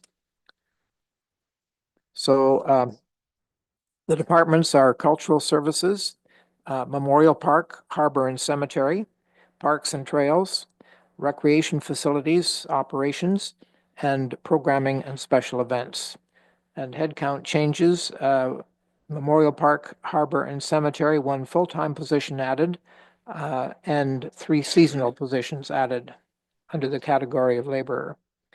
And my highlights here, the big one is the investment in harbor dredging, $500,000 as a key economic driver to the municipality. So those funds are built in, and they actually came out of year 1, 1, and 0.5. So that you know, this is where we are putting a major investment because the harbor being navigable is extremely important to Meaford yesterday, today, and tomorrow. Also, the celebration of the 25th anniversary of the amalgamation of the townships of St. Vincent, Sydenham, and the town of Meaford, and also to begin work on a 10-year master plan for the cemetery, beginning with the fountains that need repairs.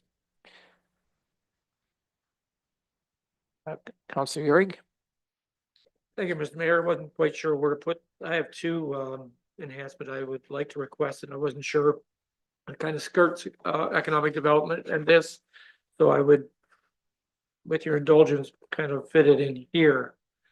And I kind of did this officially to Val, so I'll just, whereas in September 2023, Council of the Municipality of Meaford approved a motion directing staff to investigate the installation of new municipal cameras within the downtown urban area. And whereas the intent of this initiative is to replace previously operated private business webcams with municipally owned public-facing live stream cameras. And whereas such cameras would provide live video imagery of downtown Meaford for public viewing, including but not limited to weather conditions, traffic flow, and general community activity, similar in nature to previous installations. And whereas Meaford is a popular scenic and tourist-oriented community, and enhanced real-time visual access may support tourism promotion and community engagement. And whereas municipality currently utilizes surveillance cameras for safety and security purposes and recognizes the importance of balancing public-facing camera initiatives with privacy considerations. Therefore, be it resolved, the council reaffirms its direction to staff to continue investigating the feasibility costs, locations, and technical requirements associated with installing municipally owned public-facing live stream cameras in the downtown area. And further, that any proposed implementation include appropriate policies and safeguards respecting privacy, transparency, and the distinction between public-facing live stream cameras and surveillance cameras used for safety and security purposes. And further, staff report back to council with findings, recommendations for consideration that the necessary funding for the municipal cameras be drawn from the BIA reserves. Right. I guess we need a seconder to discuss this. Right. Deputy Mayor, thank you. Thank you. So the point is, this was brought up in September, and I wish I could bring forward a monetary amount with this, and I can't. Because in September 2023, we asked staff to, at that point, look into that, and we have not got anything back. So knowing that these cameras run literally low end, under $100 to high end, $150 to $200, the cameras themselves are not a onerous cost to do this. We have buildings like the library at Meaford Hall that already exist as municipal assets. So adding to those kind of facilities is not difficult. So it comes more about just the installation. We already have internet in both those places. So it's not, I don't think this cost would be onerous. I'm going to say probably an upset of about $5,000 would probably in the ballpark. but I'll leave that to CAO to maybe get your crystal ball out and take a guess. Through Mr. Mayor, to Councillor Urick. So there's a couple things that are running through my mind. One is whether or not this work, I do know staff has done work on this. I do think it's work that could also be included into the downtown harbor master plan to be able to identify what locations. I personally, these can be so intuitive for so many different reasons. I know Wasaga Beach has them on their beaches and they market it that before you come, check to see what the beach is doing. So I'm a big proponent of this, which I do think ties nicely into the master plan. And then depending on what level of technology we want, having them connected live stream to the website, 5,000 may, but there again, I don't have the expertise to figure out or know what the cost is, but it's something that I do believe we could look at and then bring a report back in 2026 that clearly identifies the real cost to this. I'd hate to throw 5,000 and it turns out to be 10,000. And I do believe that staff have done work on this and we should be able to sort of bring something back relatively quickly. Thank you. No, that's great. I know private sector wise that 5,000 would have been fine. I know the private sector and public sector, for some reason, the quotes automatically go up. For some reason, so yeah, it's hard for me to pin a number on this. So I am quite content that yes, if this is something that could at least be moved forward. And I had said that because the BIA reserves were there initially as a downtown rural or urban improvement, basically, and since the BIA is obviously not going to be reinstated, I thought that might be a proper allocation for those funds because it would be downtown enhancement. Go ahead. Thank you, Mr. Mayor. And just one point to the councillor Urick that I just remember after having gone through this process previously in another municipality, one of the drivers of the cost is actually the number of signs that we're going to have to put up in the downtown area to identify clearly that there are cameras monitoring you.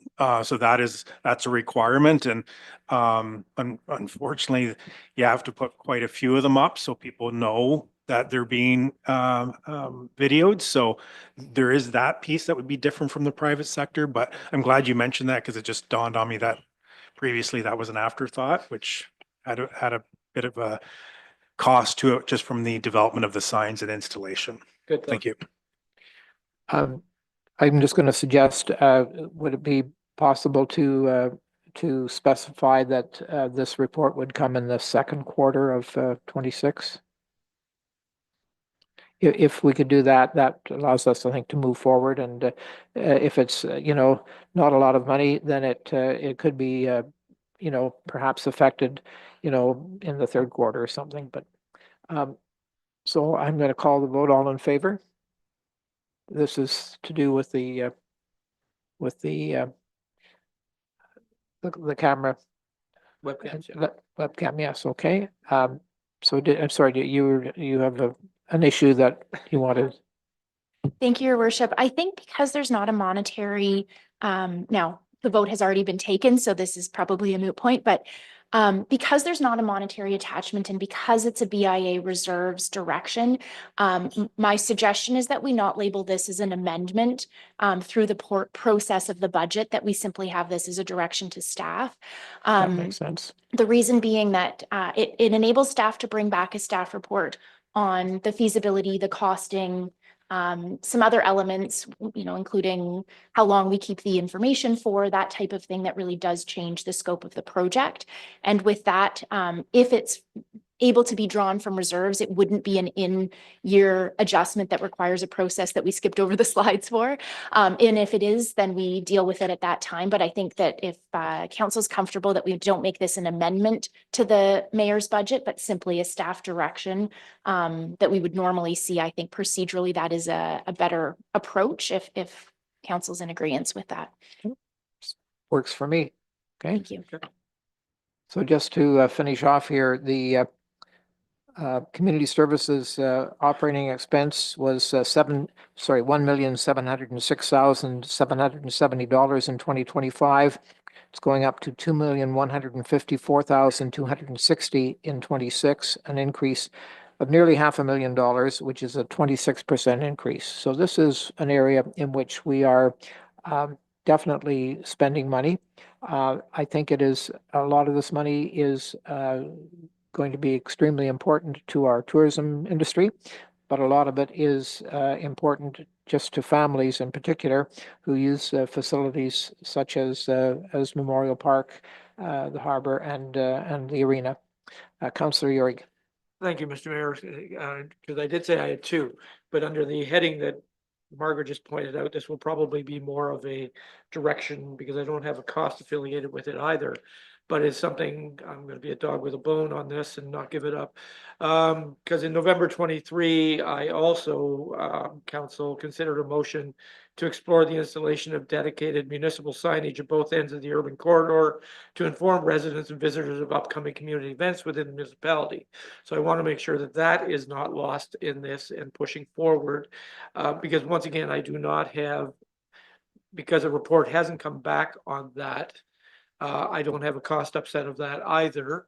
But I do want to make sure that that is still within, and again, with that either being, because again, this falls under a bit of the economic development as well as tourism. So whether that would look at coming out of the economic development budget or again, part of the BIA reserve, then that's what I would be looking at. But having said that, I still want to plant that seed that again, we're same with a time frame, hopefully of around second quarter, that we could get that looked at. To the point is, we could even at that, as I said to Councillor Bell, we could even look at that as a possible sponsorship opportunity, because that is again going to be prominent signage that's on either end of the urban corridor. There might be interest in an entity that would be interested in sponsoring that signage, which would help offset the cost as well. But I don't want this to get lost in the process. And I sent you an email actually explaining where I am on that, and I think that we have some plans underway. It's just a matter of them coming to fruition. But I think we can look forward to I think improvements to wayfinding, especially at our gateways, that will be appreciated by all residents of Meaford. So I'm still gonna put that forward as a motion for a continuation like we did with the last one, just so it's on the record. So I would be looking for a seconder on that. Deputy Mayor has seconded. Yeah, are you happy to, because we've heard from Councillor Urick on this many times and we know the advantages, so I'm maybe going to call the vote without a lot of other discussion on it at this time. Sorry, go ahead, Councillor Ennis. Sorry, through you, Mr. Mayor. I'm just wondering if it might be worth adding, in addition to having such signage on the urban corridor, having it on the Owen Sound side, like kind of right at the border there, so that anybody kind of in that, or leaving that part of Owen Sound or going through there or entering the municipality, maybe not going all the way to the town center of Meaford, still gets the benefit of being able to see that signage, and we might luck out and see some draw from people who might not be going that far east. I really like that in terms of it also kind of helps define that Meaford is there, which is something we always obviously wrestle with as well. Would be a really good indicator for, yeah, so here's what's happening in Meaford as you're driving past Williams on 26 and the airport and the whole 9 yards. Thank you for that. You'll have to find a property owner who will accommodate us and also meet all the MTO requirements. Correct. A little bit different on our own property, but okay, so I'm going to call a vote. All in favor? And that is carried unanimously as well. I have, let's see if I move the thing here. Library services will be discussed actually on our third day. Sorry, Tony, you have a question? I don't want to stop you from moving forward, but one thing I wanted to ask about community services, that in the cemetery, I see that there's $25,000 that were put in there from reserves. I take it that that was to keep the expenses the same as the year previous or slightly less. Would that be the reasoning for adding that 25,000? I think there was 30,000 in the budget book for the Trans- cemetery restoration of the fountains. Yeah, I was transferring from reserves. 25,000. That's just what I was wondering what that was, done for. So an explanation on reserve transfers. So if you see, there's the additional reserve transfers that we identified earlier in the meeting, but then when we fund capital, we transfer all of the money to reserves, and that's how we calculate the tax rate. So at the end of the year, the money is sitting in a reserve, and when we go to work on funding all the capital projects, the money then is transferred back out of that reserve to fund the capital project. So if the capital project runs lower than anticipated, that money stays in the reserve for the next future project. If that explains it, okay. Deputy Mayor? Thank you, Mr. Mayor. And I also had a question on the cemetery. I note that there is funding for signage, wayfinding signage. And my ask is that there needs to be a sign up at the cemetery that talks about the rules and the regs. I mean, what you can place on grave sites and what you can't, and what all the timing is in relation to those things and so on. And so I'm not sure if that particular sign is included with the amount in the budget that's already listed for signage, or if that should be an additional enhancement.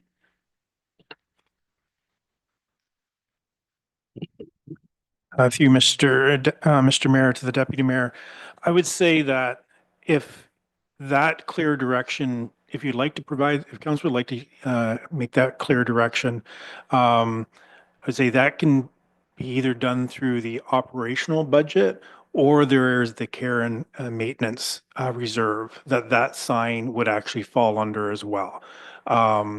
That is not a big ticket item. But having that clear direction to have that included might be helpful as an amendment. Okay. Mr. Mayor, if I may continue, then I will put forward an enhancement to be drawn from the care and maintenance reserve to fund a sign to be placed at the entrance of the cemetery that speaks, as I suggested, to what is appropriate within the cemetery. And we don't have a number for that. Would we say an upset of $5,000? Yes? Okay, so that would be the recommendation. Is there a seconder for that? Councillor Greenfield? Everybody clear on what we're doing there? All in favor? And that is carried unanimously as well. Councillor Yurick? Thank you, Mr. Mayor. Because we're still in the realm or the arena of community services and economic development, just wanted to ask about the BR&E. See, because I see there are $70,000 that's allocated in the budget there for that. Just one little clarification on that, because when we were at the Growing Our Economy meeting, there was discussion, and when the county presented, there was conversation about the possibility of that being done in-house. We talked about the potential funding required for obviously the visioning plan and an active strat plan. And that's where the committee felt that consultants would be well placed to kind of be utilized for that purpose. But I'd just like to get a little thought on utilizing consulting on this, because I know that there are tools that are available through OMAFA that help municipalities with this process to do it in-house. So I just want to make sure I'm on the thinking process of us doing it versus a consultant doing it? Is that a necessary cost? And I know there is also potential of a grant to offset at least half of that, which we're hoping, fingers crossed, that that's going to come through. So that would also be an offset on that, but just like a little staff input on thought process there. Through Mr. Mayor to Councillor Urick, when we do these types of studies, I'm a big proponent that these are really well suited for consultant work for a couple of reasons. First reason is economic development really has a team of one that has a full dance card. And I'm really concerned that doing this in-house from a resources perspective would not be doable. Secondly, is when a consultant does this type of work, we can be our own peer review to challenge the consultant. And when being presented to the public and to the stakeholders, you know, it is being done by a third party. And it's done by a professional third party, which at the end of the day, if people have concerns, gives us the ability to go back to the consultant as well, as opposed to the public dealing directly with staff. So I'm extremely hopeful that the funding gets approved. If the funding were to get approved, it is based on the consultant. So if we didn't do a consultant, then that funding may not be eligible. But this is one that I strongly support and would think that having that third party is hugely beneficial. Thank you. Could I ask if you would break down the acronym and let people know what we're really talking about here? So the BR&E is the business recruitment retention, pardon me, and expansion. Yeah. So it really is to take a look at, you know, from an economic development, seeing how we can recruit and retain and expand the business area within the municipality. And I will also say that we are currently undertaking the social economic community readiness study that we're doing for the TC Energy project, which these two projects will be very, very tied closely. And I would say the work that Deloitte is doing on our behalf will be a huge amount of good baseline information for that next study. Thank you. I think, you know, I just had an email conversation with somebody who's planning a project for Meaford. And I said, you know, Meaford is big, it's beautiful, it's got great community spirit, and we're open for business. And I think that without this study, I'm not sure that we are. It's something that probably should have been done, you know, in our first year. Anyway, I'm glad we're catching up, and I think that this is, you know, an important thing, and hopefully we'll get the grant and move forward on this. So thanks for your comments on it. I can't believe it, but we've actually, I think, completed the next steps are budget day 2, the capital budget, and budget day 3 on Friday, user fees, service partners, and final review. And a note that on February 6th, Friday, that is the last opportunity for council to propose amendments. But I think, here you've dealt with enhancements. Do you have amendments in mind? Is there anything that you think that we are, you know, spending foolishly or that we don't need or we should amend? Those are the questions, and I just bring that out because that's part of my job, I think, in this situation. Deputy Mayor? Mr. Mayor, and I just want to say at this point in time that I very much appreciate all the work that you have done on this budget. You have brought us a budget with a number that, you know, we can recognize the 4.35. I think we all had discussion with yourself about the number 5, and to see you bringing us a budget of 4.35, I think we're all very grateful and appreciative of that.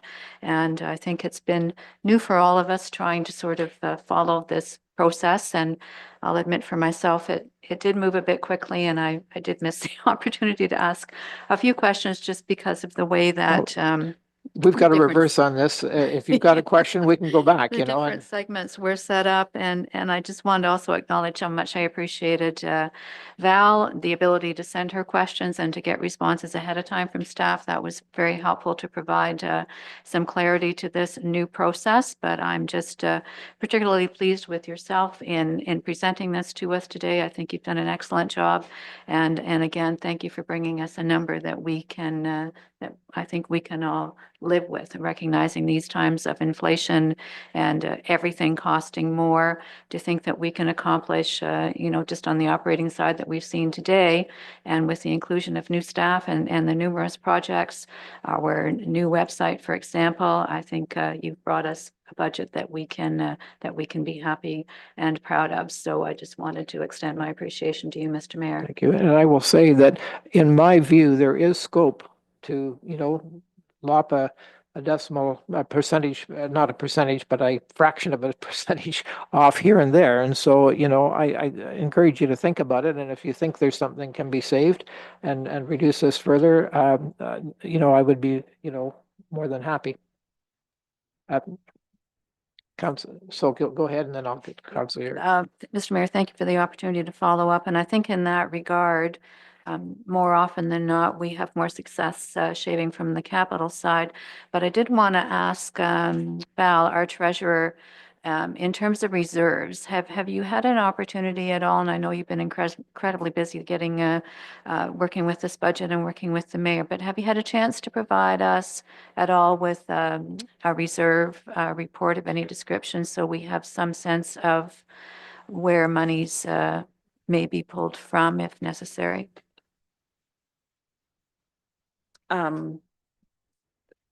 The most recent reserve report that you received would have been, I think, October, November, and that would have been for the 2024. I am working at trying to get the 2025 done, but because we're only like 1 month into the year, I'm working on projections, but I haven't got that quite done yet. Councillor Greenfield. Thank you, Mayor Kentner, and through you to Ms. Manning. One word that I haven't seen or even heard, and maybe that's my fault, during these budget talks is year-end surplus.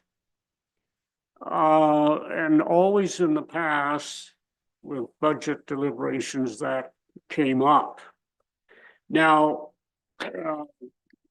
I'm quite satisfied that it hasn't been mentioned this year, but am I correct in thinking that if indeed there is a surplus, and we'll hope that's the case, will it be all going into reserves of various departments?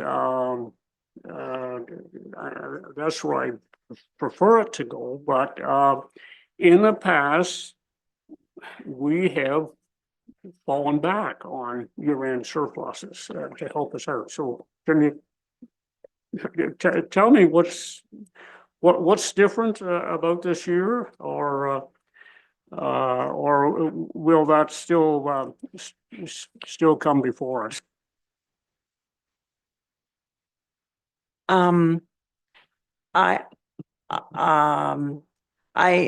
Last year was delayed for a number of reasons, and this year I'm starting to try and get caught up for 2025. If there is a reserve, if there is a surplus, yes, it would be identified. I think possibly there's some salary gapping that would take place last year. There may be some unspent money from proposed projects that aren't done. And I do have staff telling me currently what they would like to put aside and use for this year's monies, and they have been built into this particular budget already. If I'm going to say maybe a transportation, if they didn't do something last year, then it's already set aside in here, and I'm transferring it from reserves to cover off the expense in this year's budget. As far as the surplus, I don't want to give you an idea because I'm not there yet. Thanks very much for that. Yeah, it's a good, honest answer. But, if I may just make a comment, Your Worship, when I first started reading the overall budget, information like community services up 26%, 1.4 million wage increases, they stood out to me. But as I went through this budget, I got a lot of explanation. Valerie helped me with a number of my problems, but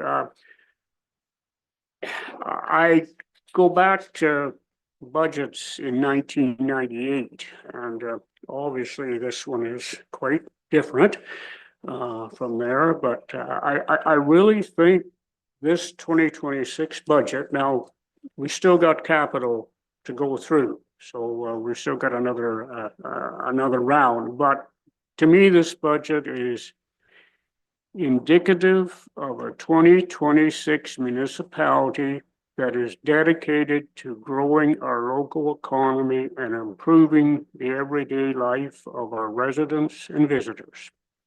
This is where we should be at. Thank you. Thank you very much. Councillor Urick is next, and then Thank you, Mr. Mayor. So one, when just looking at the budget, and this one still have trouble wrapping head around, but I want to just talk about the fleet management for a second. And again, because if you looked at last year, the budget was 237. The actual is 37,000. The next three projected years are around 250, 257. And I know we always get questions about the value of lease versus buy. So I would just like a little clarification from staff on validation as much as anything on that, because when you look at 37 last year, just a little explanation on that, because I've already had a couple of people say, well, why? Through your worship, there's a couple of pieces that go into this. As you can see, there has been a slight increase in the budget from last year to this year. So just to give some background, in 2020, when we started the program, there were 21 vehicles identified as part of the program.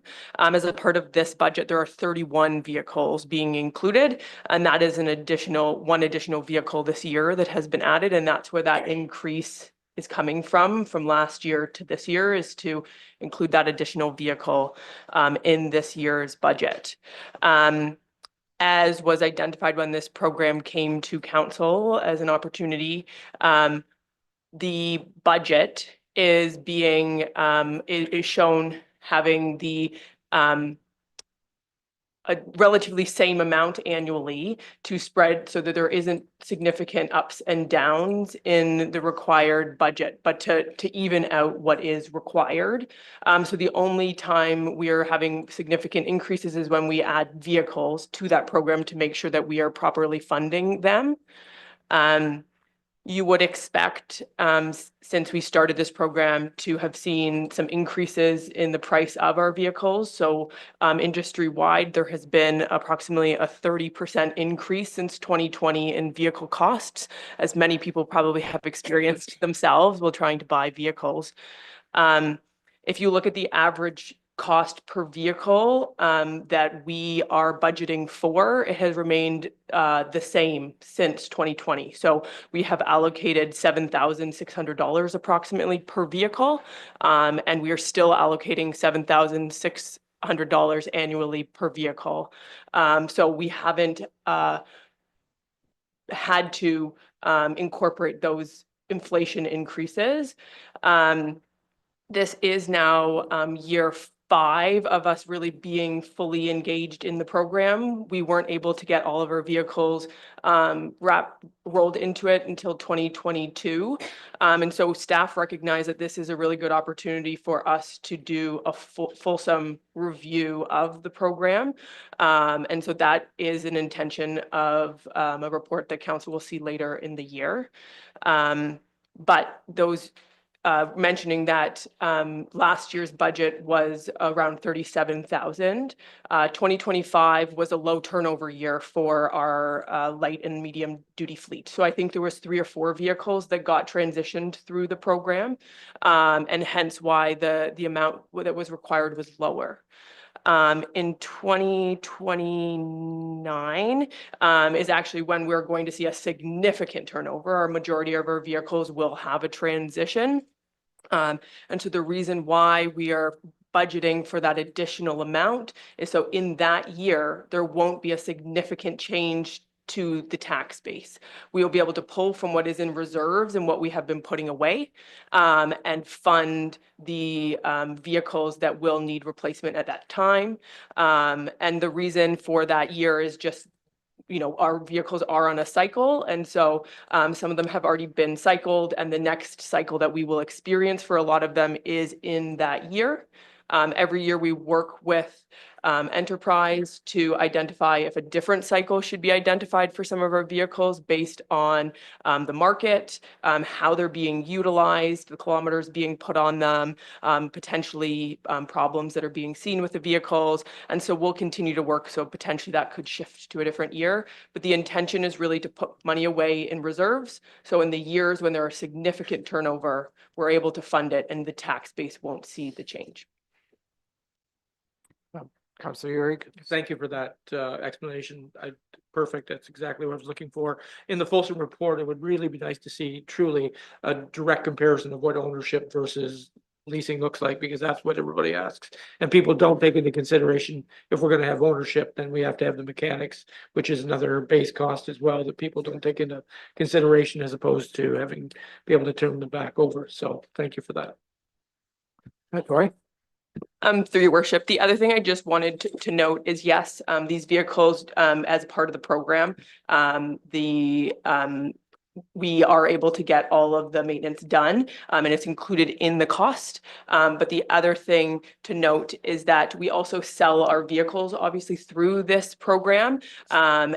And so something we'll make sure definitely to highlight as well is the increased return on investment we're seeing, because we're utilizing Enterprise, who does this on a grand scale. And so we're able to get significantly more for our vehicles than we do when we do it ourselves or through different government processes. And so we'll make sure we highlight that as well, because obviously that has a huge impact to budget. And we will also be doing a more in-depth evaluation as to what that budget needs to look like moving forward, so that we make sure that we are budgeting the right amount, and not just looking at, what we needed in year 1 or 2, but really that fulsome 5 years. Deputy Mayor. Thank you, Mr. Mayor.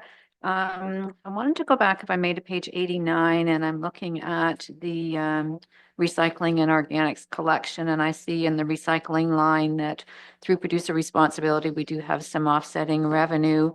But above that, in organics, we're jumping from 368,000 to 617,490. So quite a significant increase. So I just wondered if we could get a little bit of explanation about the cost of organics.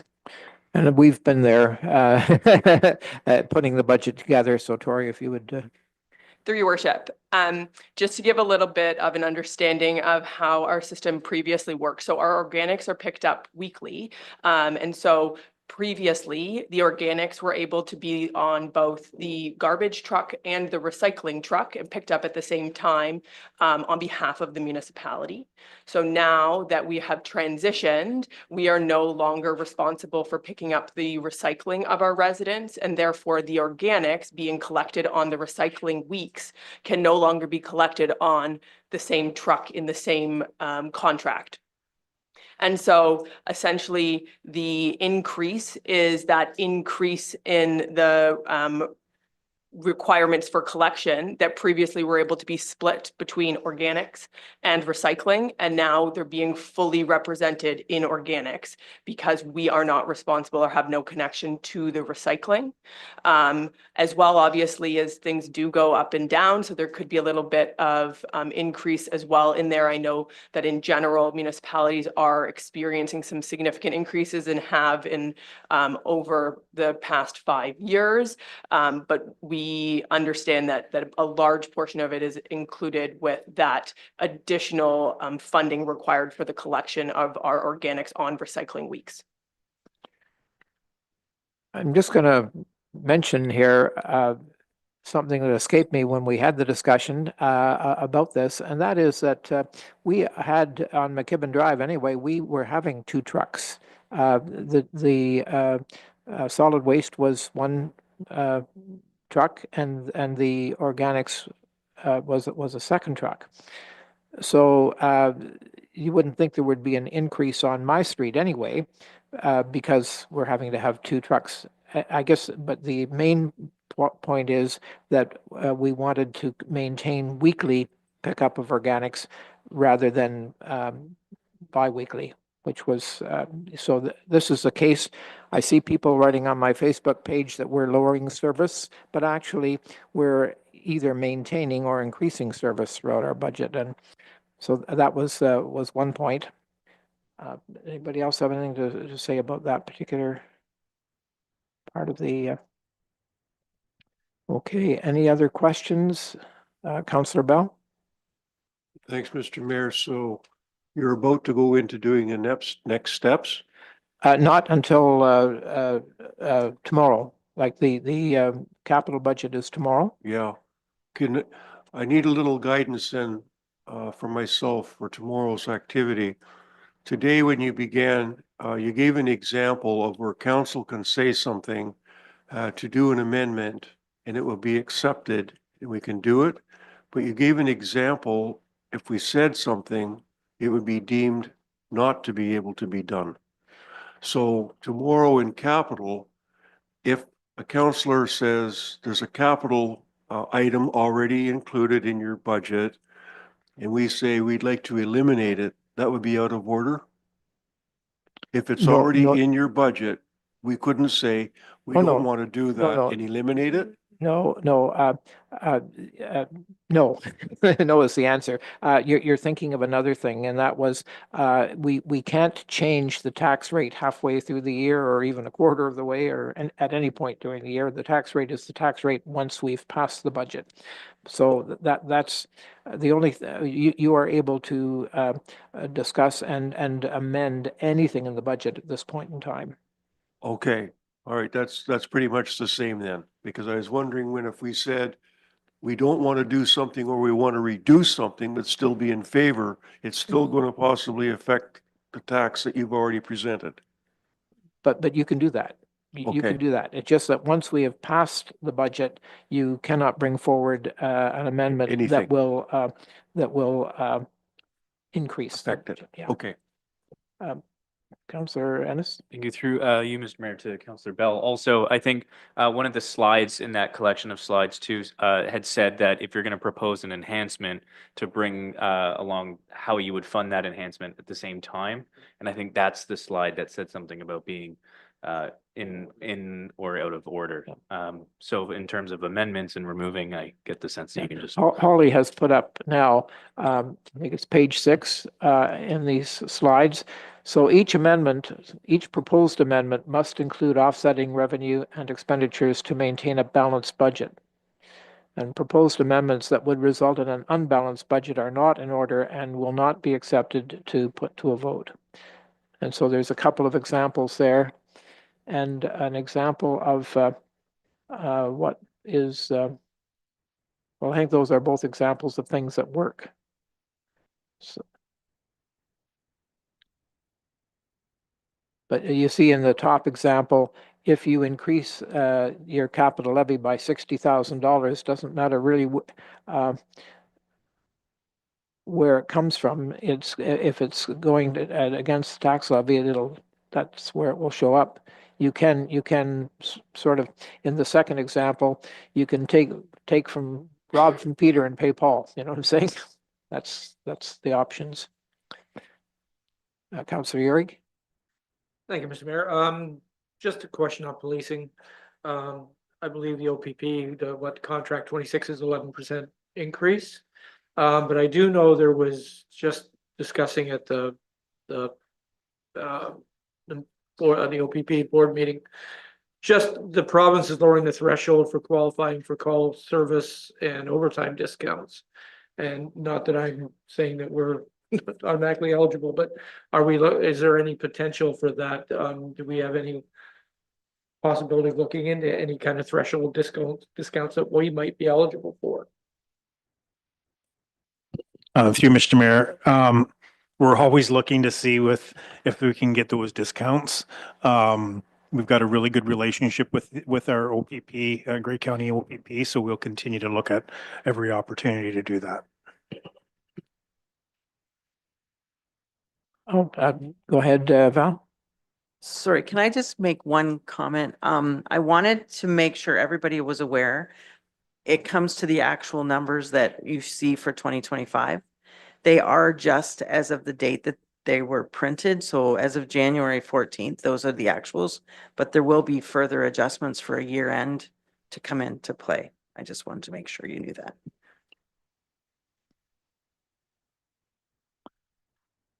So we have oh, go ahead. Thank you, Mr. Mayor. Just a couple points that I just want to raise, and I know council's fully aware of this, but one of the early slides that we showed today showed the average property assessment at $273,000. I always find it's really good just to remind those who are listening that impact are the ones who set that value. So MPAC in your property assessment is in no way, shape, or tied to the market. And that 273 is the number that Impact has provided that the average house in the municipality of Meaford is assessed at 273,000. If you could buy a house for that, we'd all be out buying. Yeah, I just say that because I've seen lots of times where individuals are looking at the budget book and said, well, what's staff doing showing 273,000? Exactly, right? So Val had just reminded me, MPAC hasn't done a reassessment since 2016. So staff is not just willy-nilly picking the 273. That is a number that Impact has. I often see where houses are on the market for, $1.2 million and their assessment is less than 250,000. So that I just want to make it clear for those individuals who are wondering how we came up with 273. The other piece, and for those members of council that were present during my interview, one thing I said, and this process, in my opinion, reinforces it. I've always believed that when we talk about a budget, the budget is council's budget. And the budget that council sets gives staff our marching orders. This actually reinforces that. And I want to congratulate, I know we've got 2 other days coming, but this budget and this process to me reinforces the fact for council and the public, this is the mayor's budget. And once the budget's approved, that gives us our marching orders. So I appreciate for the great discussion today, but I'm really impressed with how this is going, and I cannot thank staff enough. They've done a great job. Val and Jarrett and Holly in particular, and then all of our directors and managers being able to pull this together and work closely with the mayor. So I just want to thank everybody Believe me, involved. we wouldn't be where we are today if we hadn't had that help. It was just marvelous and very, very impressed with the collaboration and the willingness to try and help us get to a budget that we could live with. And I just remind you again, I encourage you to look for ways that we can perhaps, save a a fraction of a point here and a fraction of a point there and bring this down somewhat because the increase is not a small increase in terms of when you look at what it does to a family budget. So I'm really, but we have done our best here to get to what I'm trying to say is Meaford is growing dramatically. You saw the over $400,000 in growth that has lowered the rate. People say bring more people into Meaford and our taxes will go up. No, just the opposite, and exactly the same with water and sewer rates.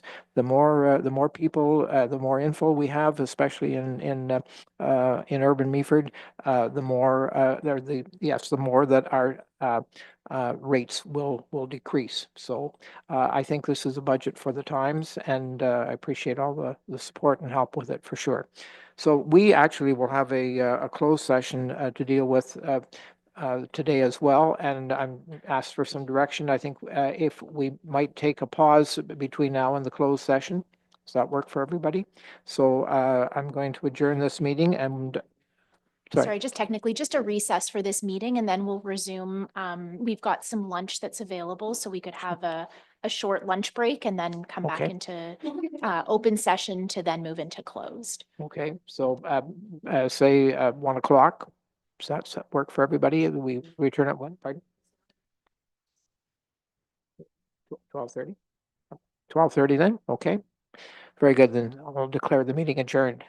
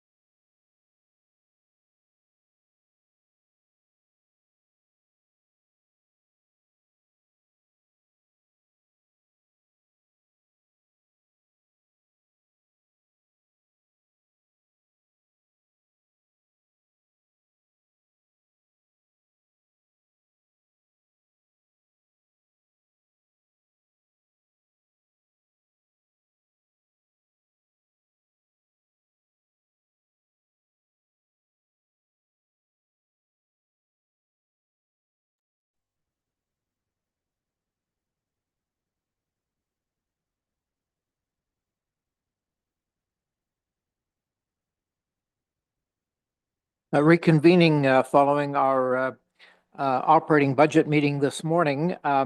Just want to remind everyone of the capital budget meeting tomorrow morning. It will start at 9 a.m. here in the council chambers.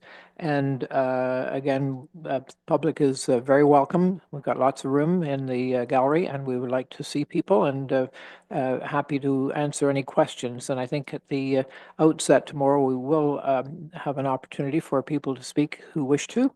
And we will also sort of review the discussion we had today.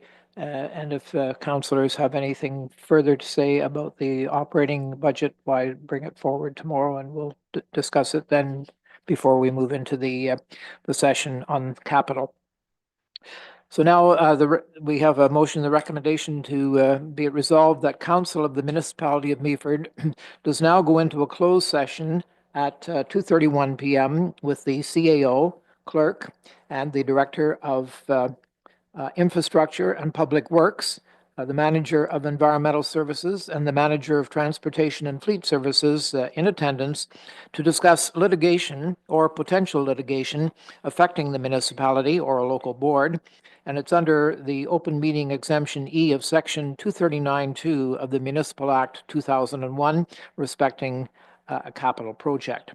So we will go into the closed session and I'll report out at the conclusion.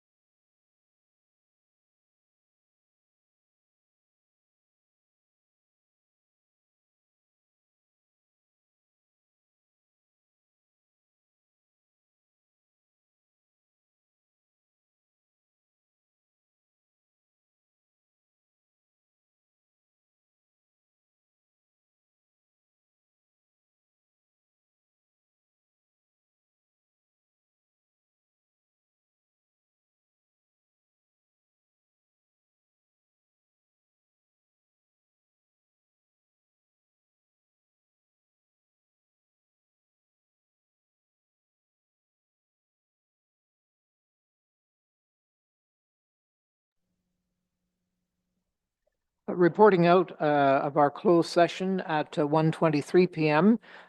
This meeting was with the CAO, the clerk, and Director of Infrastructure and Public Works, along with the Manager of Environmental Services and the Manager of Transportation and Fleet Services. And it was to discuss litigation or potential litigation, including matters before administrative tribunals affecting the municipality or local board under the exemption of E under Section 239(2) of the Municipal Act 2001, respecting a capital project. Deputy Mayor Keaveney discerned a conflict at the outset of the meeting and left it, and no direction was given to staff at this time. Now we have a recommendation, be it resolved that bylaw 2026-12, being a bylaw to confirm the proceedings of the meeting of the Council of the Corporation of the Municipality of Meaford, be taken as read a first, second, and third time and finally passed. Could I have a mover and seconder? Councillor Bell and Councillor Greenfield. Thank you. All in favor? That is carried unanimously. And with that, I'm going to declare this meeting adjourned.